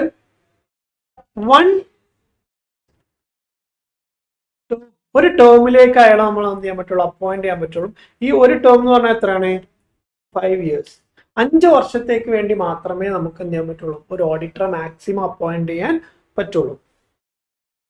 ഇനി ഫേം ആണെങ്കിലോ 2 ടേമിലേക്കാണ് എന്ത് ചെയ്യാൻ നമുക്ക് അവരെ അപ്പോയിന്റ് ചെയ്യാൻ പറ്റുക, എന്ന് വെച്ചാൽ 10 years മാക്സ്. ഓക്കെ, അപ്പൊ ഇവിടെ എന്താ question? No audit firm shall be appointed or reappointed as auditor of more than. അപ്പൊ ഇവിടെ ആരെ കുറിച്ചാണ് പറഞ്ഞത്? ഫേമിനെ കുറിച്ചാണ് പറയുന്നത്. അവരെന്ത് ചെയ്യാൻ പാടില്ല, എത്ര ടേമിലും കൂടുതൽ അപ്പോയിന്റ് ചെയ്യാൻ പാടില്ല? 2 ടേം. 2 എന്ന് പറയുമ്പോൾ 2 വരുന്നുണ്ട്. ഫേം ആണെങ്കിൽ എപ്പോഴും അതിലേക്ക് 2 ടേം ആയിരിക്കും. ഓക്കെ, 2 ടേം എത്ര വർഷമാണ്? 4 years ആണോ 5 years ആണോ? അവിടെ 4 പറയുന്നുണ്ട്, 5 പറയുന്നുണ്ട്. ഏതാണ് വരിക? 5 അല്ലേ? അപ്പൊ ഇത് രണ്ടും കൂടെ മാച്ച് ആവുന്ന എന്ന് പറയുന്നത് ആക്ച്വലി ഓപ്ഷൻ ഡി ആണ്. So that should be the right answer. അപ്പൊ ഒരു ടേം എന്ന് പറയുന്നത് 5 years ആണ്. 5 yearsലേക്ക് വേണ്ടി പറ്റാൻ നോർമലി ഇൻഡിവിജ്വൽ ആണെങ്കിൽ നമുക്ക് 5 yearsൽ അപ്പോയിന്റ് ചെയ്യാൻ പറ്റുള്ളൂ. ഫോം ആണെങ്കിൽ 10 yearsൽ അപ്പോയിന്റ് ചെയ്യാം. ദാറ്റ് മീൻസ് 2 ടേമിലേക്ക് നമുക്ക് അപ്പോയിന്റ്.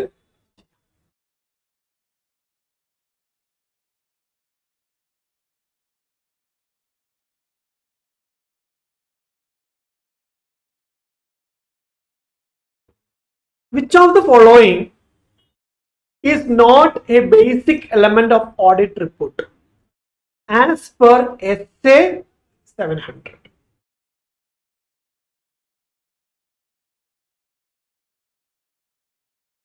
SA 700 പ്രകാരം ഒരു ഓഡിറ്റ് റിപ്പോർട്ടിന്റെ ബേസിക് എലമെന്റ്സിൽ പെട്ട കുറെ കാര്യങ്ങളുണ്ട്. ഇൻട്രോഡക്ടറി മീൻസ് ടൈറ്റിൽ, അഡ്രസ്സി എന്ന് പറയുന്ന കാര്യങ്ങൾ.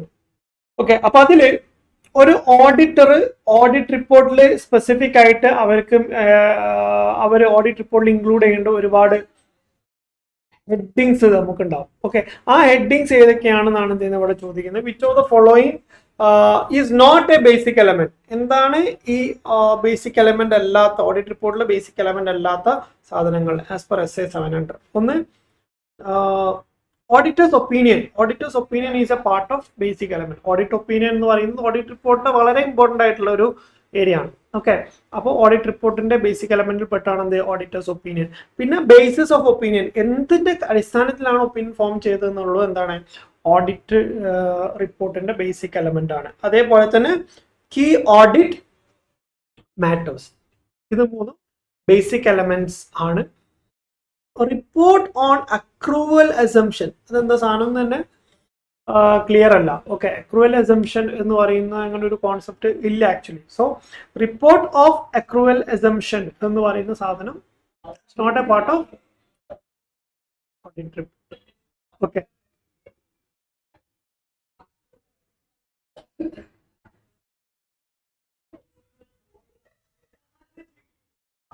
no.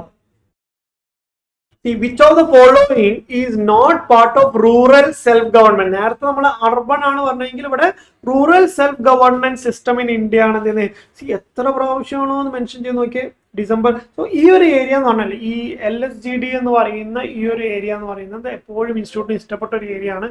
അതിന് അധികവും ക്വസ്റ്റ്യൻസ് ചോദിക്കാറുണ്ട്, MCQയിലും ചോദിക്കാറുണ്ട്, ഡിസ്ക്രിപ്ഷനിലും ചോദിക്കാറുണ്ട്. ഓക്കെ, അപ്പം റൂറൽ സെൽഫ് ഗവേണൻസിന്റെ ഒരു ഇതെന്ന് പറഞ്ഞാൽ നമ്മളെല്ലാവരും ഒരുവിധ ആളുകളൊക്കെ റൂറലിലായിരിക്കും ചിലപ്പോൾ ഉണ്ടാവുക. അപ്പോൾ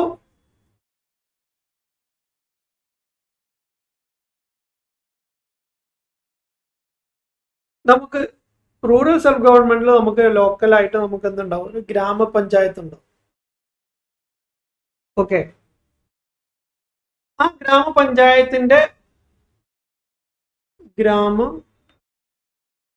നേരത്തെ ടൗൺ പഞ്ചായത്തായിരുന്നു നമ്മൾ അർബണിൽ പറഞ്ഞു, ഇവിടെ ഗ്രാമപഞ്ചായത്താണ്.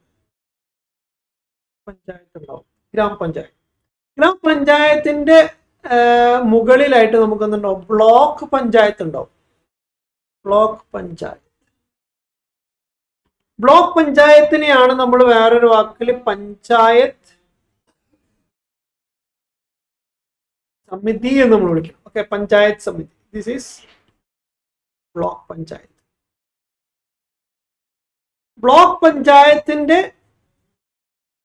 മുകളിലായിട്ട് നമുക്ക് എന്തുണ്ടാവും, ജില്ലാ പഞ്ചായത്ത് അല്ലെങ്കിൽ പരിഷത്ത്. ഓക്കെ, ജില്ലാ പഞ്ചായത്ത്. ഇത് മൂന്നുമാണ് നമുക്കുള്ളത്. അല്ല, ഗ്രാമപരിഷത്ത് എന്ന് പറയുന്ന ഒരു സാധനം നമുക്ക്, so that should be the answer. Okay, not a part of എന്നാണ് ചോദിക്കുന്നത്. അപ്പം ഗ്രാമപരിഷത്ത് എന്ന് പറയുന്ന സാധനമില്ല. ഗ്രാമപഞ്ചായത്ത് ഉണ്ട്, ബ്ലോക്ക് പഞ്ചായത്ത് ഉണ്ട്, ജില്ലാ പരിഷത്തും നമുക്ക് ഉണ്ട്. Okay, now casual vacancy in the office of a cost auditor is filled by, see, cost auditor appointment. Cost auditor ആരെ അപ്പോയിന്റ് ചെയ്യാ, ബോർഡ് ഓഫ് ഡയറക്ടേഴ്സ് ആണ്. ഓക്കെ, ഈ ബോർഡ് ഓഫ് ഡയറക്ടേഴ്സ് അപ്പോയിന്റ് ചെയ്തതിന് ശേഷം അയാളുടെ ഓഫീസ് ചിലപ്പം വേക്കന്റ് ആയി പോവാം. Okay, board of directors appoint ചെയ്തതിന് ശേഷം അയാളുടെ ഓഫീസ് വേക്കന്റ് ആയി പോവാം. എങ്ങനെ? ഡ്യൂ ടു ഡെത്ത്, അയാൾ മരിക്കാം അല്ലേ?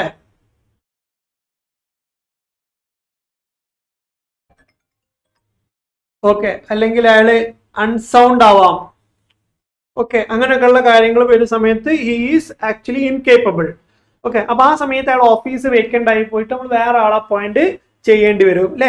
അപ്പൊ അങ്ങനെ അപ്പോയിന്റ് ചെയ്യുന്ന സമയത്ത് അയാളെയും അപ്പോയിന്റ് ചെയ്യുന്ന ആര് തന്നെ ആയിരിക്കും? ബോർഡ് ഓഫ് ഡയറക്ടേഴ്സ് ആയിരിക്കും. കോസ്റ്റ് ഓഡിറ്റർ കേസിൽ അപ്പോയിന്റ്മെന്റ് ചെയ്യാൻ ആകെ ഒരാളുള്ളൂ, അതാരാണ്? ബോർഡ് ഓഫ് ഡയറക്ടേഴ്സ് ആണ്. അപ്പൊ കാഷ്വൽ വേക്കൻസി ആയാലും നോർമൽ അപ്പോയിന്റ്മെന്റ് ആയാലും everything goes to board of directors. Clear? Now, according to Central Cooperative Society Act, dash percentage of a profit of the cooperative society should be transferred to a reserve fund before distribution of dividend or payment of bonus to its members. See, നിങ്ങളൊരു cooperative society ആണ് എങ്കിൽ, cooperative society ആണെങ്കിൽ, cooperative society ഞാൻ പറഞ്ഞു, there will be large number of people involved in the cooperative society. അപ്പൊ ഈ cooperative സൊസൈറ്റിക്ക് if they have earned profit, അവരൊരു പ്രോഫിറ്റ് ഏൺ ചെയ്തിട്ടുണ്ടെന്ന് വിചാരിക്കാം, 1 lakh. ഇപ്പൊ നോർമലി ഈ ഇൻവെസ്റ്റ് ചെയ്ത ആളുകൾ, ഇപ്പോൾ ഒരു സാധാരണ ഒരു പാർട്ട്ണർഷിപ്പ് ഫേമോ കമ്പനിയോ LLP ഒക്കെ ആണെങ്കിൽ ഈ പ്രോഫിറ്റ് വേണമെങ്കിൽ എന്ത് ചെയ്യാം, അവർക്ക് ഡിസ്ട്രിബ്യൂട്ട് ചെയ്ത് എടുക്കാം അല്ലെ? ഡിസ്ട്രിബ്യൂട്ട് ചെയ്ത്, അല്ലെങ്കിൽ അവർക്ക് അവിടെ തന്നെ വേണമെങ്കിൽ എന്ത് ചെയ്യാം, ഇൻവെസ്റ്റ് ചെയ്യുകയൊക്കെ ചെയ്യാം. ഇറ്റ് ഡിപ്പെൻഡ്സ് ഓൺ ദ മെമ്പേഴ്സിന്റെ പൂർണ്ണമായ അധികാരത്തിൽ പെട്ടതാണ് എന്ത്, പ്രോഫിറ്റ് എന്ന് പറയുന്നത്. എന്നാൽ കോപ്പറേറ്റീവ് സൊസൈറ്റി ആണ് എങ്കിൽ അവർ ഈ കിട്ടിയ പ്രോഫിറ്റ് എൻറ്റയർലി അവർക്ക് എന്ത് ചെയ്യാൻ പറ്റില്ല, ഡിസ്ട്രിബ്യൂട്ട് ചെയ്യാൻ പറ്റില്ല. അവരെന്ത് ചെയ്യണം, കമ്പൾസറി ആയിട്ട്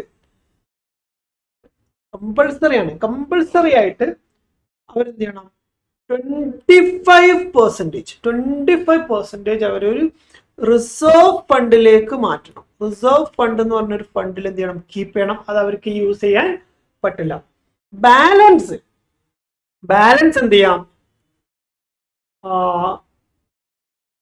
റിമൈനിങ് ഡിസ്ട്രിബ്യൂട്ട് ചെയ്യാം, ഡിവിഡൻഡ് ആയിട്ട് കൊടുക്കാം, ബോണസ് ആയിട്ട് കൊടുക്കാം, അല്ലെങ്കിൽ റീറ്റെയിൻ ചെയ്ത് വെക്കാം, ഡിസ്ട്രിബ്യൂട്ട് ചെയ്യാതെ കയ്യിൽ ഹോൾഡ് ചെയ്ത് വെക്കാം. Everything is possible. പക്ഷെ 25% അനക്കാൻ പാടില്ല. അതോടെ എന്ത് ചെയ്യണം? റിസർവ് ഫണ്ടിൽ നമ്മൾ കീപ്പ് ചെയ്യണം. എന്നാൽ റിസർവ് ഫണ്ടിൽ കീപ്പ് ചെയ്യുന്ന ഇതിന് വേണമെങ്കിൽ ഒരു ഇളവ്, ഒരു കൺസിഡറേഷൻ കൊടുക്കാം. എന്താണ് consideration? Registrar of cooperative society, രജിസ്ട്രാർക്ക് എന്ത് ചെയ്യാം? ഈ 25 എന്നുള്ളത് വേണമെങ്കിൽ എന്ത് ചെയ്യാം? 10% വരെ, അപ് ടു 10% വരെ റെഡ്യൂസ് ചെയ്യാനുള്ള ഓപ്ഷൻ ഉണ്ട്. ഓക്കെ, തീരെ ഇത് ട്രാൻസ്ഫർ ചെയ്യാതിരിക്കാൻ പറ്റില്ല. രജിസ്ട്രാറോട് സംസാരിച്ചിട്ട് രജിസ്ട്രാറോട് പറയാം 25% ഭയങ്കര ഹൈ ആണ്, നമുക്ക് എന്ത് ചെയ്യണം? കുറച്ച്. അപ്പൊ 25 എന്നുള്ളത് 20 ആക്കാം, 15 ആക്കാം, 10 വരെ ആർക്കാക്കാം? രജിസ്ട്രാർക്കാക്കാം. അതിനേക്കാൾ കുറയ്ക്കാൻ ആർക്ക് പറ്റില്ല? രജിസ്ട്രാർക്ക് പറ്റില്ല. ഓക്കെ, അപ്പം അതൊരു കമ്പൽസറി ട്രാൻസ്ഫർ ആണ്. അപ്പൊ ഇവിടെ എന്താ പറയുന്നത്? According to central cooperative society act, percentage of the profit, എത്രയാണ് percentage? 25% of the profit of a cooperative society should be transferred, should be നിർബന്ധമാണ്, to reserve fund before distribution of dividend or payment of bonus to its clear